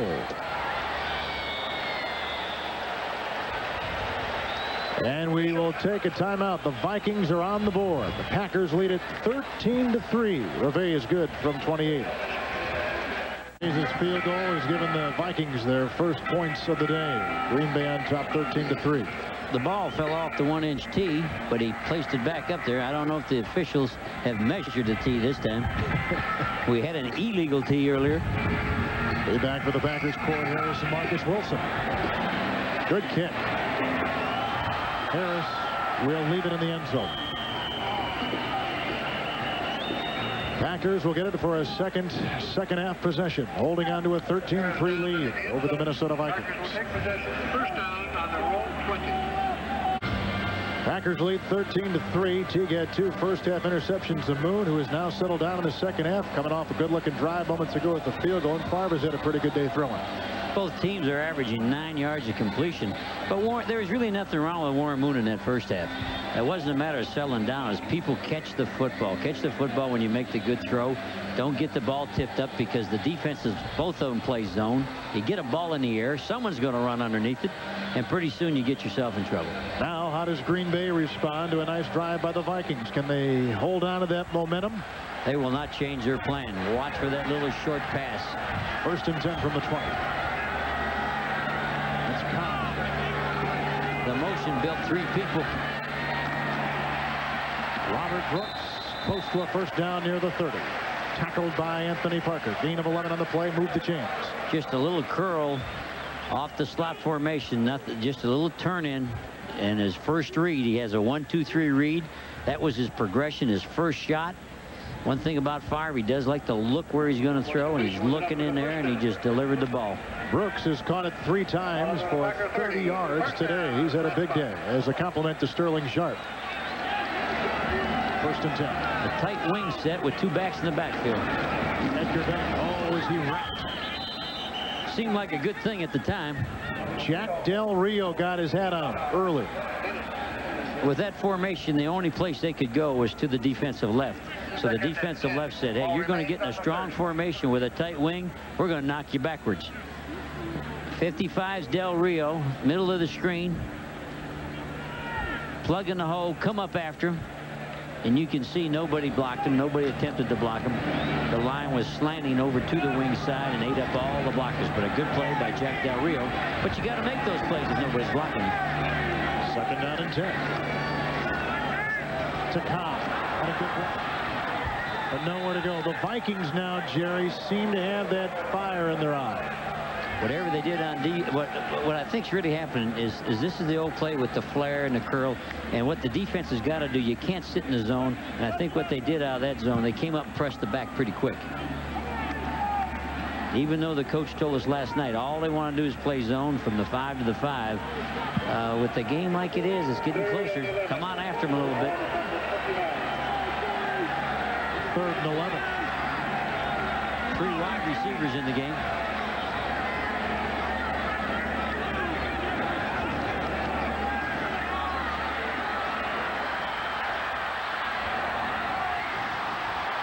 Pass was hauled in by Anthony Morgan, but was he in bounds? He was not.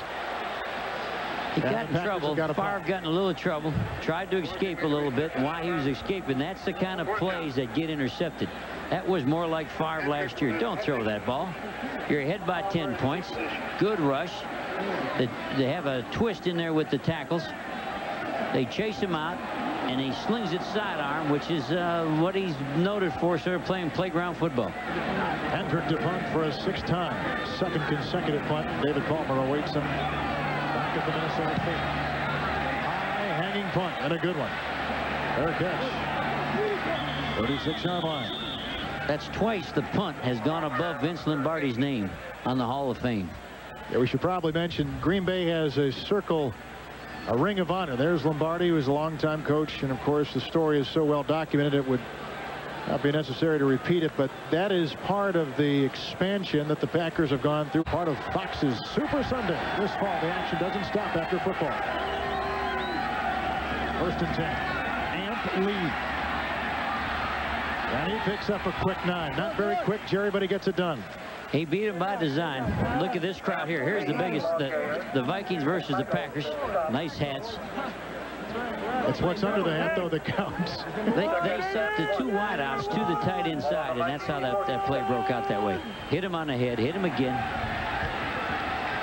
That's the longest run by the Vikings today, as given to us by our statistician, Pat McGrath. 2nd down 1. Ample's not fast, but he can cut and go the opposite direction. Again. 1st down to the Minnesota 48. Picks up 2. Cutting against the grain once again, which is what he did. When he came out of college, a lot of people didn't like him. If you timed him, you didn't want him. The 49ers drafted him because he could avoid and he could cut back. You sense any kind of shift in momentum here, Jerry?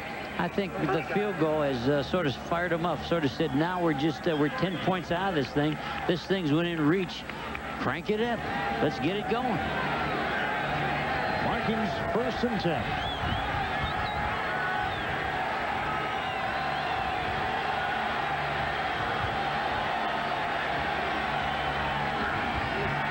Warren Moon.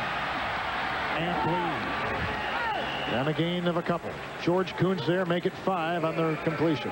George was close to making a big play. That one would scare me if I was the quarterback. That was close to being picked off. Had real good coverage. Good play, George.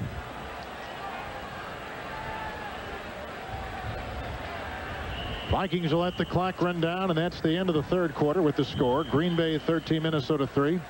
Fox NFL Sunday will continue after these messages from your local station.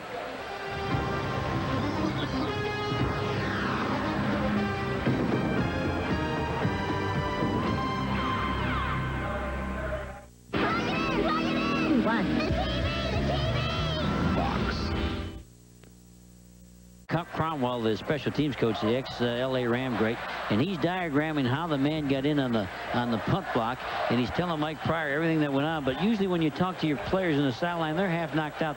They really don't know what you're talking about. 2nd down and 5. Vikings moving the ball in the 2nd half. Moon.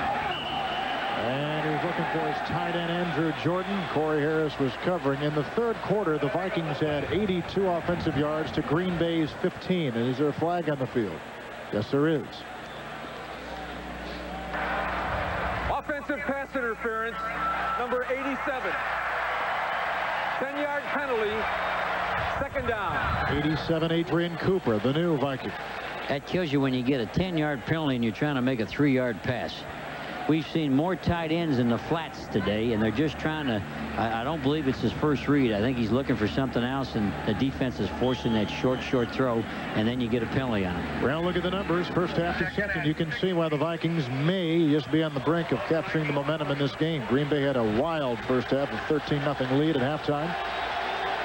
The Vikings have come out in the third quarter. Will try to continue it in the fourth. Now it is second down and 15. David Palmer is the wide receiver. 4 wide receivers.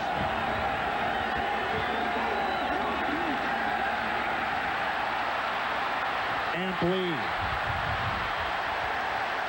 And he only picks up 2. Nice toss by Moon. We toss it now to James Brown in our Hollywood studio. James. All right, Kevin, and we're going to toss it to the Giants-Philadelphia game. Little David Meggett having a big day indeed. He already has a 68-yard punt return for a touchdown. Look at this.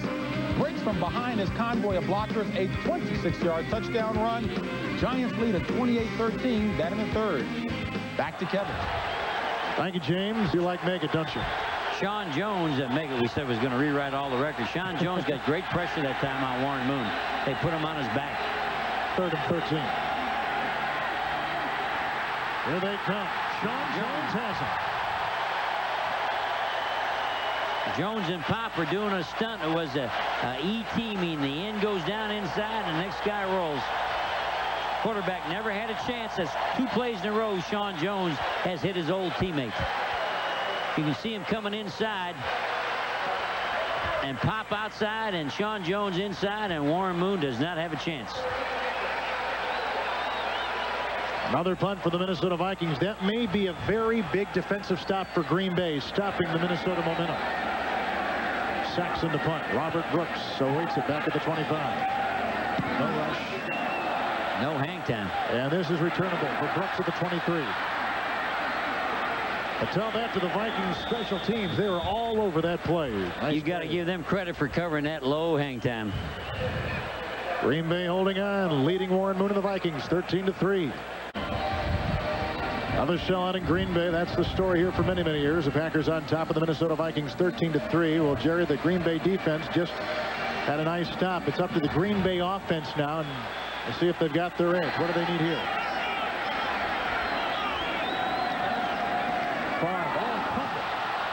And picked up by James Harris. He'll go in for a touchdown. That changes the game in a hurry. Wow, what a play. And the Vikings trailed 13-9.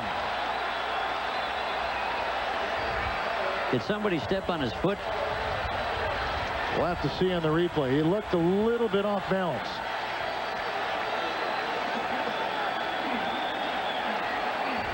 He looked like he stumbled, like maybe somebody had stepped on his foot, maybe his center, maybe the guard.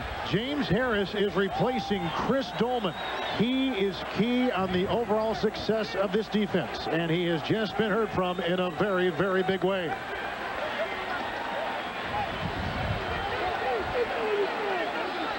It got quiet in this packed stadium in a hurry. The Packers trying to beat the Vikings for the first time since 1991. As we wind down in this fourth quarter, the Vikings have come up with a huge play in the second half, which they have controlled. Revenge to tack on another point.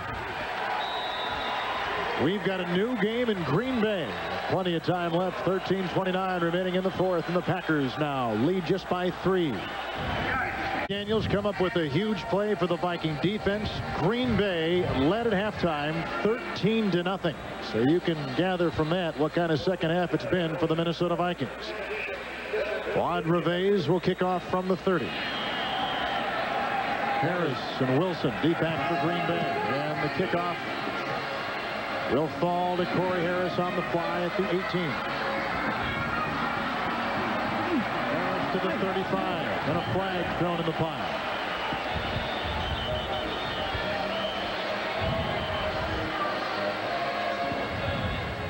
And they untangle the bodies, and we'll see what Jerry Markbright and crew have found on that kickoff return.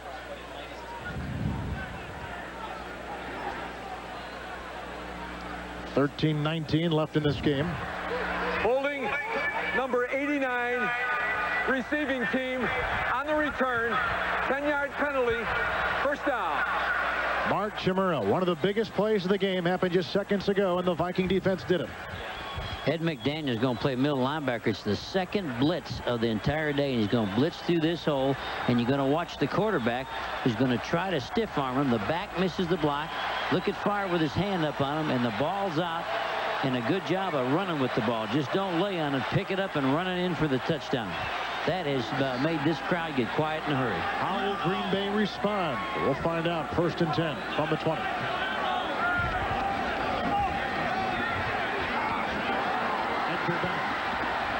And he picks up 6, maybe 7 near the 27. Ed McDaniel makes the stop for the Vikings. Continuing with the same game plan, they're going to throw that 3-yard pass and run after the catch. Only the second blitz all day by the Minnesota Vikings. The second, and the first time they blitzed, they got caught going the wrong way, and Green Bay had a run going the other way and hurt them, so they sort of stayed away from it. But that dog and blitz there sure changed the game. A nice play because a back was trying to block Ed McDaniel, but he wouldn't let himself be blocked. 2nd down and 3. There's your tight wing. Favre to shot. And a first down. First catch, second half. Green Bay Packer 36-yard line. Yeah, he was very much a part of the offense in the first half. That's the first and the second half for Sharp today. They fooled the Minnesota Vikings there. They went to that tight wing with all the backs set to the quarterback's right. One guy all by himself to the quarterback's left and stood up and threw that slant. Jerry, knowing how the Vikings have controlled the second half, how important is this drive for Green Bay? I think it's important that Green Bay gets time off the clock with this possession. They have a 1st and 10. Reggie Cobb to the 45 and tumbling to the 46 and close to a first down. Big hole. They're going to run that lean draw. They did a nice job opening up a big hole. Reggie cut it up in there and then got good body lean. Got his pads down low and tried to run over some people. That's the first turnover for the Packers today. Vikings had 2 turnovers in the first half. They'll bring the chains out to see just how close they are. Jerry, what's on that thing that Holmgren's holding there? He has down and distance with play suggestions. It may say 1st and 10, and then usually there's a difference between 2nd and 6 and 2nd and 7, and he'll put his finger down in those situations and look at what his options are and what they've been practicing. This looks like just a little bitty one. Holmgren calls the plays. Holmgren calls the plays. They also can wigwag him in, but with the new helmet, this radar football that we're playing, he just talks to him. 2nd down, inches to go. That ball's been signed by Paul Tagliabue.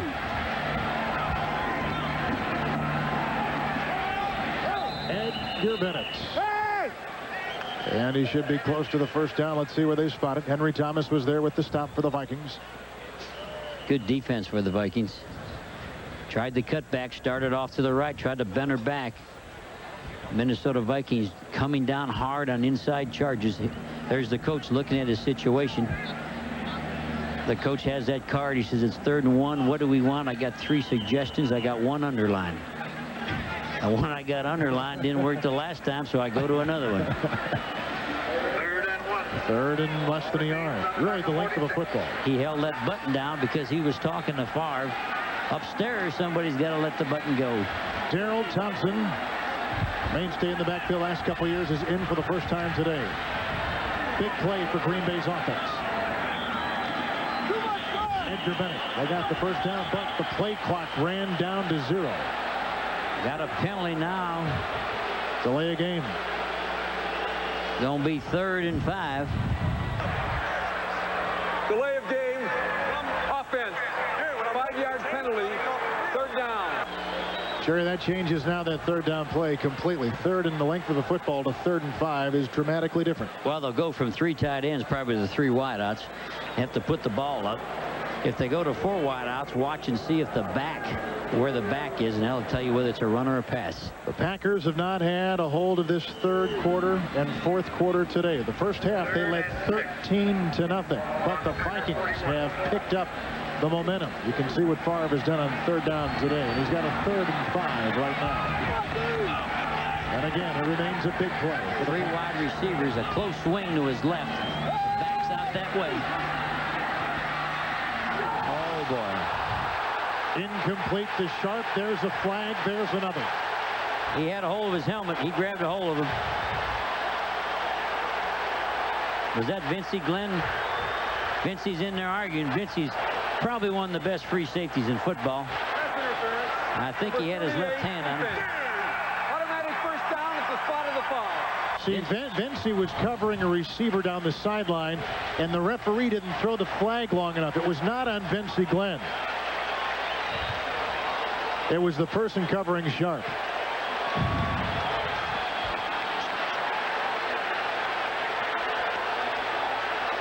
There's Sharp coming in. Scott. Scott, he has him around the shoulder pad. It was not on Glenn. Well, no wonder Glenn was arguing. And Vincy Glenn is really something special. See, the referee didn't throw the flag far enough, and he threw it right where Vincey was. And Vincey, just like Favre, his daddy was a football coach. In fact, his father coached at Glanville. And his mom and dad are going to celebrate 35 years of happy marriage. I hope you make that, my friend. I will. 1st and 10. Packers on the move. That was a big play from the 45 of Minnesota now. 3 wide outs with motion going back where it started. Good run by Favre. Roy Barker completely ruined that play. Never ruining us those. Is James Brown in Hollywood. James. The Silver Dome. Take a look at Jeff George of Atlanta on the run as he steps up in the pocket and whips a 69-yard spiral to Andre Rison, his 8th catch of the game, 116 yards. That score tied it at 21. Back to Green Bay, Kevin and Jerry. Thank you, James. Lions have beaten the Falcons 5 consecutive times. Here, Green Bay has been beaten by Minnesota 4 consecutive times. Trying to stop the streak today. They got it 2nd down and 10. 3 wide receivers.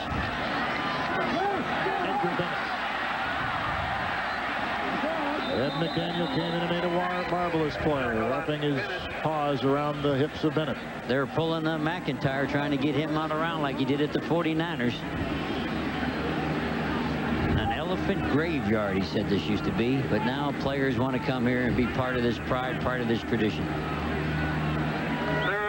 McIntyre, unrestricted free agent, signed from San Francisco, played 10 seasons with the San Francisco 49ers, 5 Pro Bowl appearances.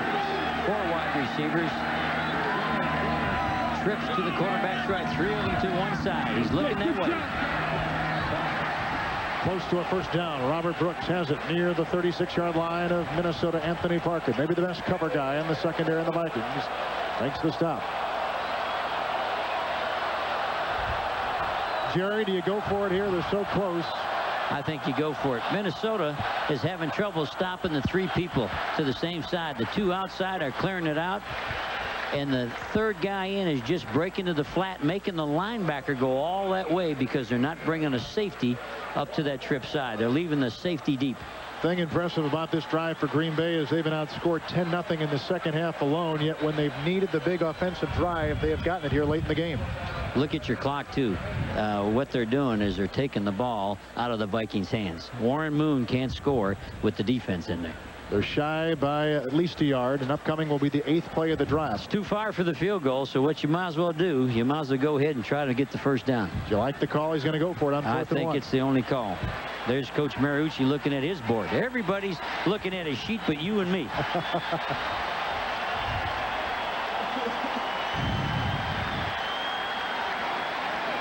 And another in a succession of big plays for Green Bay. 3 tight ends, 2 backs in a strong formation.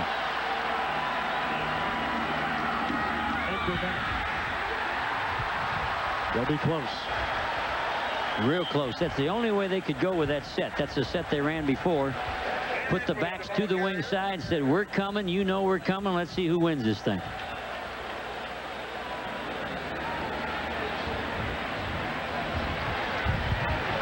There's Del Rio, Vincy Glenn.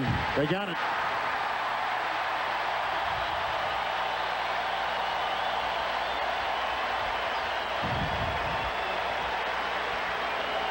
The backs are to this wing side. It's power running, lead back up through there. And he just stretches out and just leans the ball over. Big first down for the Packers on a drive which needed to be long and eat up a lot of time on the clock. Upcoming is the 9th play of the drive. Then 4.5 minutes in the 4th quarter. That's Edgar Bennett, and he crawls to the 31, and he picks up 4. Little misdirection. Had the 2 tight ends trying to stretch that 4-3 out so they can find a little hole in there. Jerry, do you learn about the character of a team when the guns are shooting, the bullets are flying, and their backs are against the wall like the Packer offense's backs have been against the wall in this second half? I think both of these teams, probably their strength is the character of their players and their people. As we talk to these 2 teams, these people are quality people. I don't think you'll see either team have anything but a good year. 2nd and 6. McDaniel again. Ed McDaniel with another big play on defense in a second half filled with big plays. Favre was trying to get the slot back that broke to the flat to turn upfield and get going.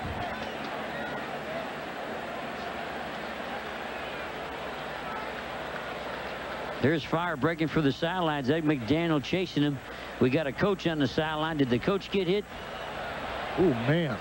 Player, put your helmet on the sidelines or get out of the way. 3rd down and 6 for the Packers, and a drive approaching 5 minutes. They led at halftime 13-0. Now they lead by just 3.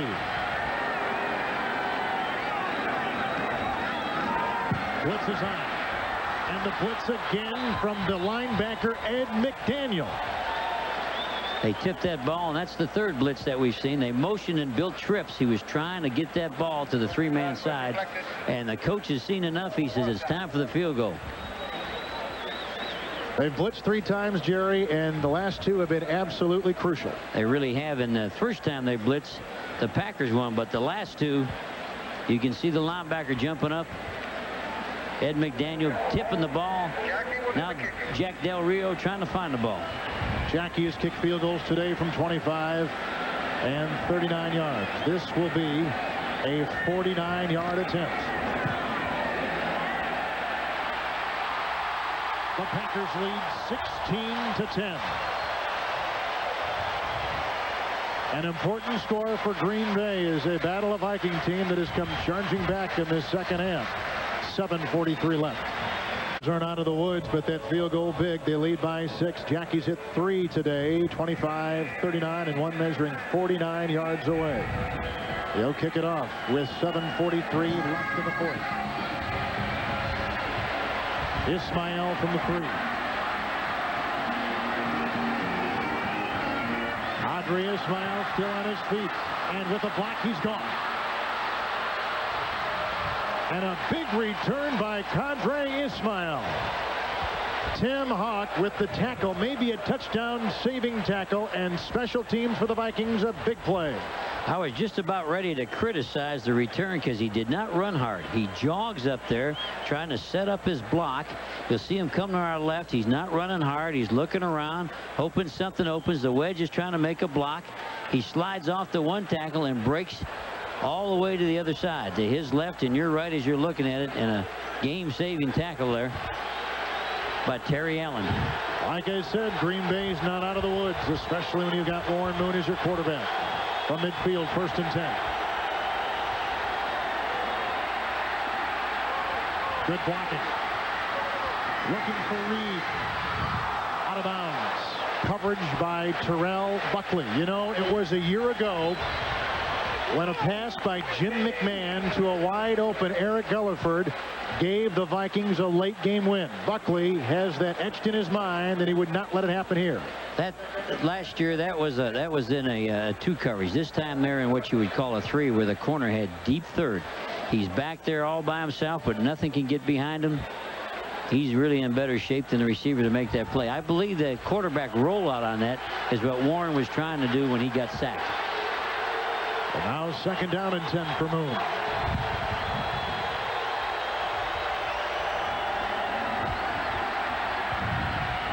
Jordan drops it, incomplete. Play I was talking about moments ago occurred last year when the Vikings at the Metrodome with McMahon as the quarterback threw to Eric Gulliford. And by the way, this was Gulliford's only catch of the season. Same position on the field on the sideline. Buckley blew the coverage. And that set up the winning field goal, and they went on to win it. Minnesota did. The last play by the Green Bay Packers defense was their first blitz. They blitzed on 2nd and 10 and came after the quarterback, did not get to him. Big defensive play for Green Bay on 3rd and 10.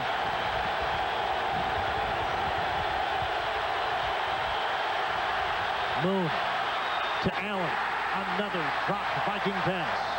Jerry, you've been keeping track of those today? I mean, there have been a lot of them. They sure has. They had good protection. No pressure on the quarterback whatsoever. But even if he would have caught the ball, I don't believe he would have got the first down. It was the 4th drop pass by Minnesota. But a catch there, I think Green Bay was in position to rally up, and they'd have been punting anyway. A very crucial drop by Allen. And the Vikings have to punt for the 7th time in 10 possessions. Their 2nd in a row. Saxon.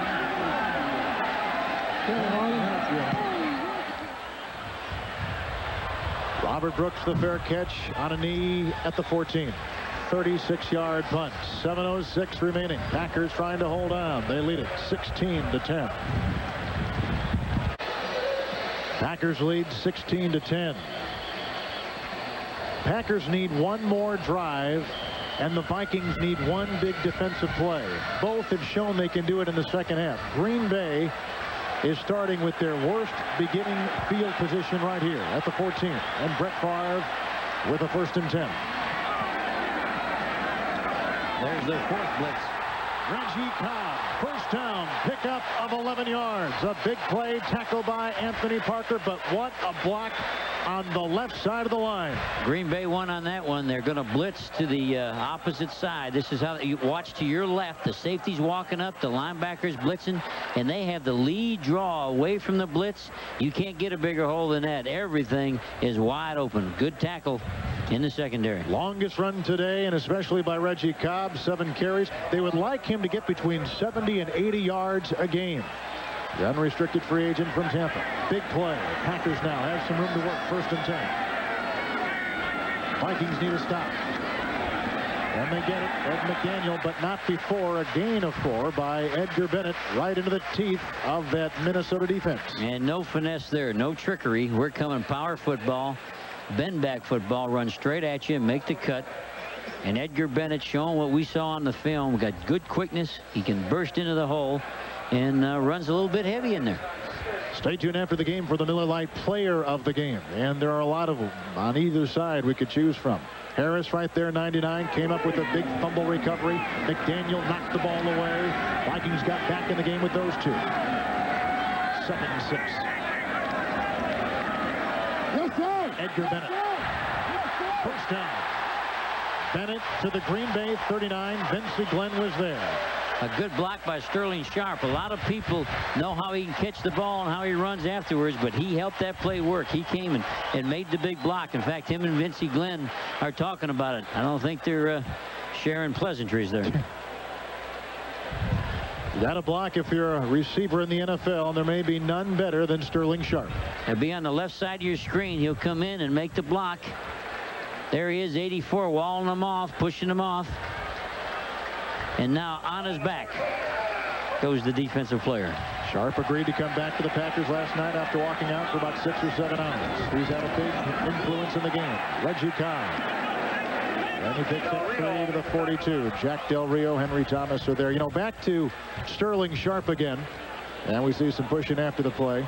Sterling Sharp had a toe injury last year that caused him not to practice for half the season. And he had surgery on the undersurface of the big toe joint. Foot up was for about a month and a half, and so what he did was he worked on his upper body. Already a strong individual, he may be doubly strong now. And on plays like that, Jerry, when you see that blocking, you know where the payoff comes. And he's going to be better on bump and run, which he was always good on. He could shove the corner away to get open on the passing game. 2nd and 7, and Cobb trips on the play, wrapped up by John Randall. He stepped on your divot right where you were down there trying to hit that golf ball. Well, piloting the blockbuster video blimp for today's event, Steve Tomlin from London, England. Steve, welcome. First time a blimp has ever hovered above Lambeau. This is the Green Bay. He's going to give us a shot of the Fox River. We're with the Fox Broadcasting, and here's the Fox River, and right here is the boat that we bought yesterday. That's not part of the Fox Valley, isn't it? Yeah, Fox River Valley. That's not part of the rights, I don't think, Bill, getting the Green Bay. We're under 4 minutes remaining in the game. Third down. 4 wide receivers. He's in trouble. John Randall, third sack today by the Vikings.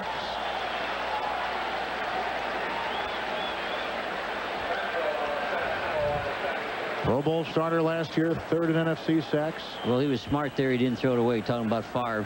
Last year, he'd have maybe pressured that. He tried to escape to his left, and Randall came in and got him. Did you see him just jump on Turling, the defensive coordinator for the Vikings?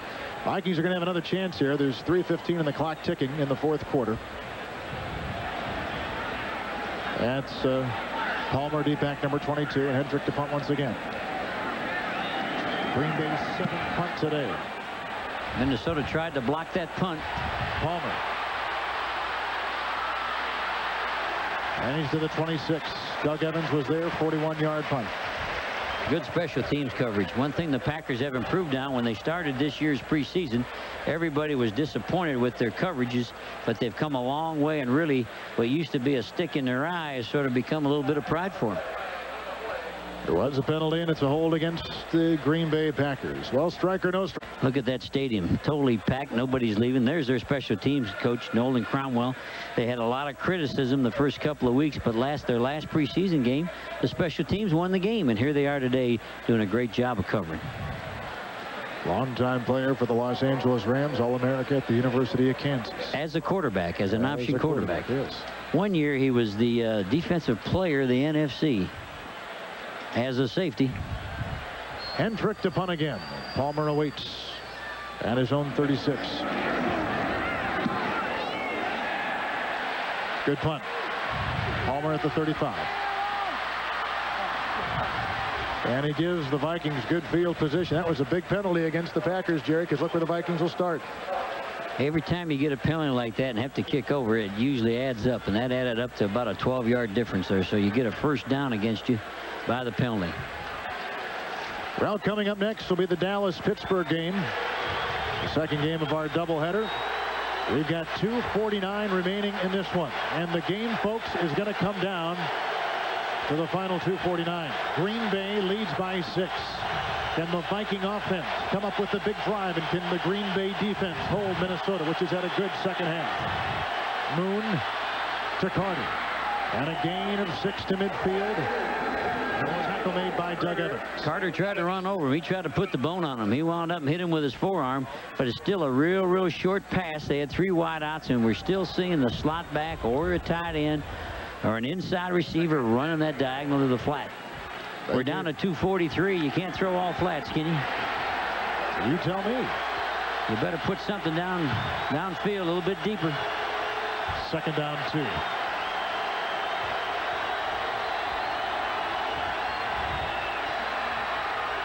Moon to Carter. First down for the Green Bay 39, and the tackle made by Corey Harris. I hope they get up on the ball. Don't bother huddling here. Get up on the ball. Keep this thing going. They're standing in the huddle. There's Brian Billick. He's trying to tell him, get up on the ball. We're wasting too much time. They're going to lose about 15 seconds here. First and 10 for the Minnesota Vikings. Down by 6. Look at all the time Moon has to throw. For Carter. Incomplete. Coverage again by Corey Harris. Back in the secondary, everybody had their hand on each other, pushing a little bit, but when you got your head turned back around looking for the ball, they'll let you play. Down to 2:02. What are you thinking now if you're Brian Billick? What kind of offensive plays are you looking for? Well, you got to get a first down. We don't want to be a 3rd and long, so let's get half of it now. Let's try to get some yardage right now. Second down and 10 from the Green Bay 39.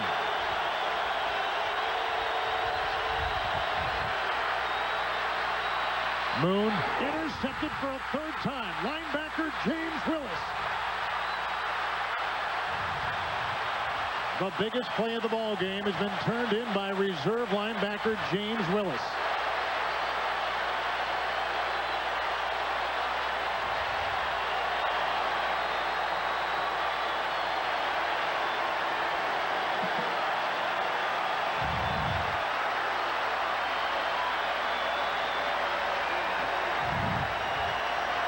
Here's Warren Moon throwing right at us.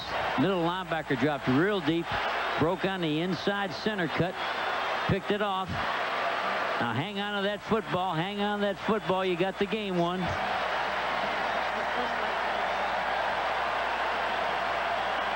The first interception in his young career.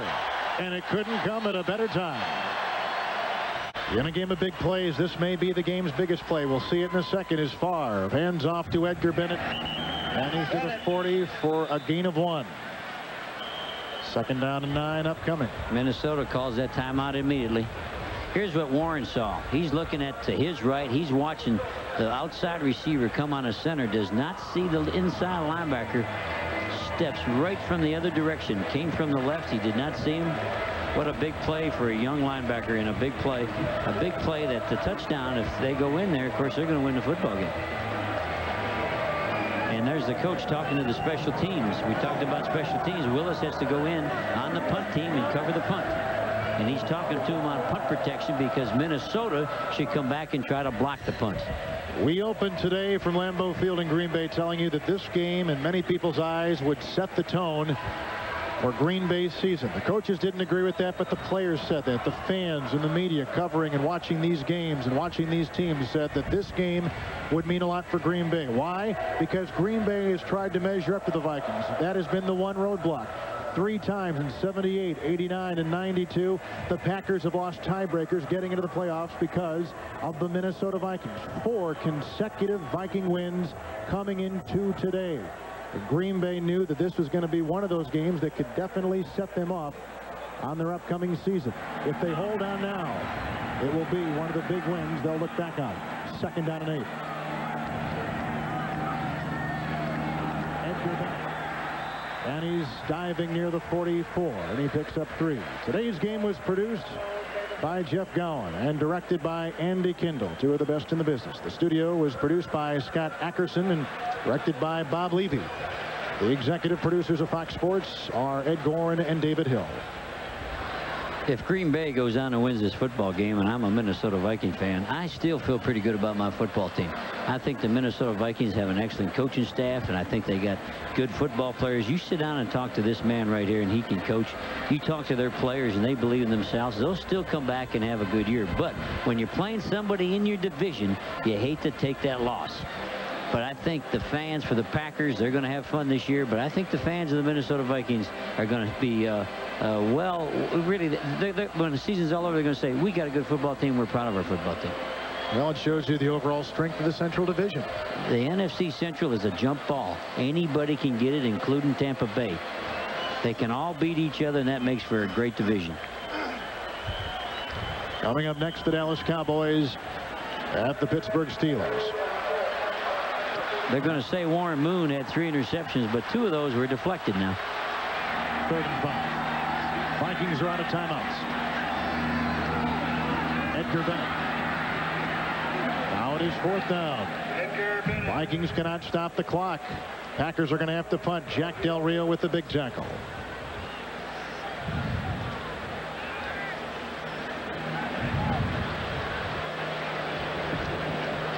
Well, if there's a better come-from-behind quarterback, Jerry, it's got to be Warren Moon. Montana and Moon are kind of in that zone where they can come back, can't they?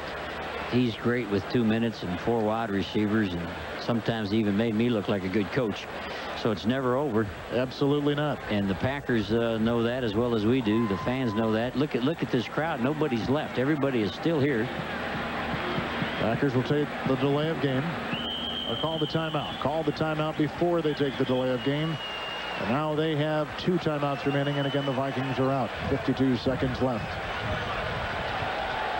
Well, we thought the running games would be something to look at. Green Bay has rushed for 94 yards. the Vikings for 48. And that has told the story why Minnesota's offense did not do it today.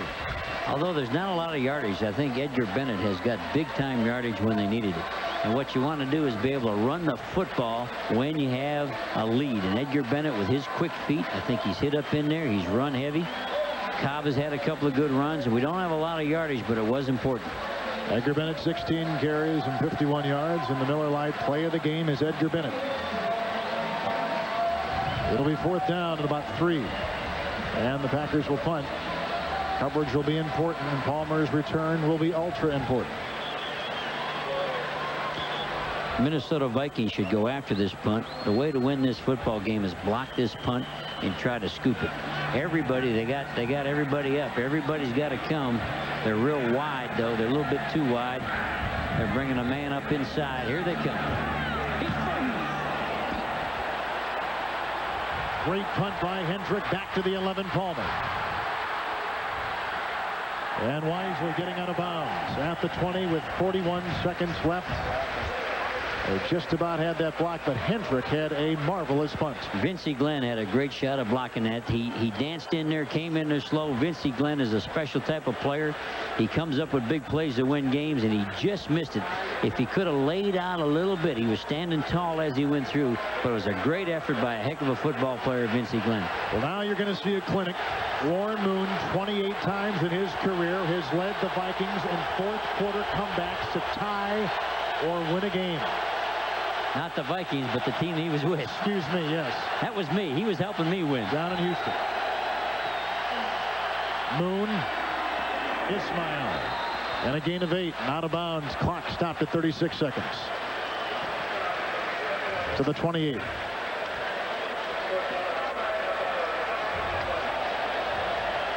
Penalty flag on the play. Personal foul. Shot block. Number 66, offense. Half the distance to the goal. First down. John Jarrett, 66. That's a big one. That really hurts you. You got the clock stopped. You're out here to the 30-yard line, and now you've lost the time to make that play work, and you're all the way back to your 10. There's Coach Green. He'll have something to say about that when he looks at the movies. Again, though, Minnesota's going to have a good season. They're going to be a good football team just like Green Bay is. Now the Packer crowd's trying to get into it. Vikings, no timeouts, 1st and 20.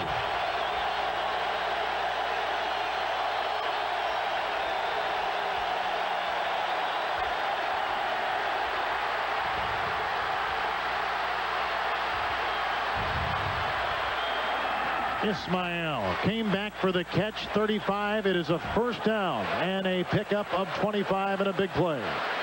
But the clock continues to roll. No timeouts. Nothing left. They have to get up at the line. They're playing a deep, deep zone. Throw the ball down here. Down to 9 seconds.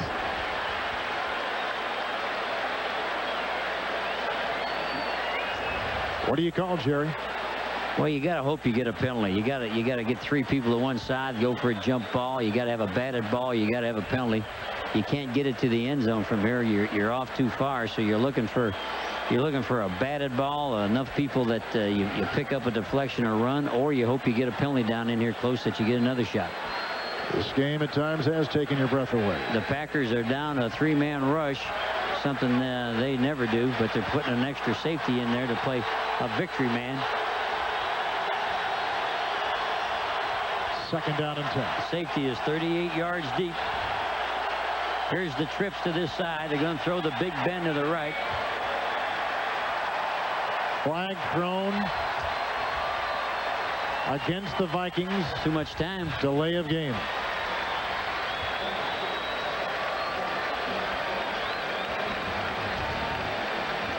The other thing you may try here, you'd have to watch for the old hook and ladder play where you hit a man on a button hook. If you're playing Don Shula, it's going to be a hook, and he's going to lateral it back. If you're playing some other coaches, they all have their favorite thing that they try to reach for to pull out their bag of tricks. This looks like it's a big bend, a jump ball to Warren's right. 2nd and 15 with the penalty.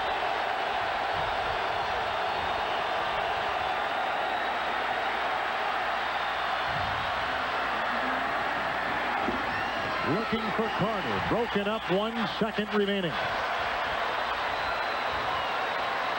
That's the play we were talking about, the jump ball to that side, hoping that if they do bang your receiver too early, you got a chance here maybe at the 25 with a penalty. You got to come back probably with the same play. Had good protection because they only have a 3-man rush. I often thought about this. I went to the 3-man rush when I was coaching, but I often thought maybe that extra guy on the quarterback doesn't allow the good throw on this play because he slid all the way up to the line of scrimmage before he let that ball out of his hand. And this will definitely be the final play of the game unless Minnesota scores.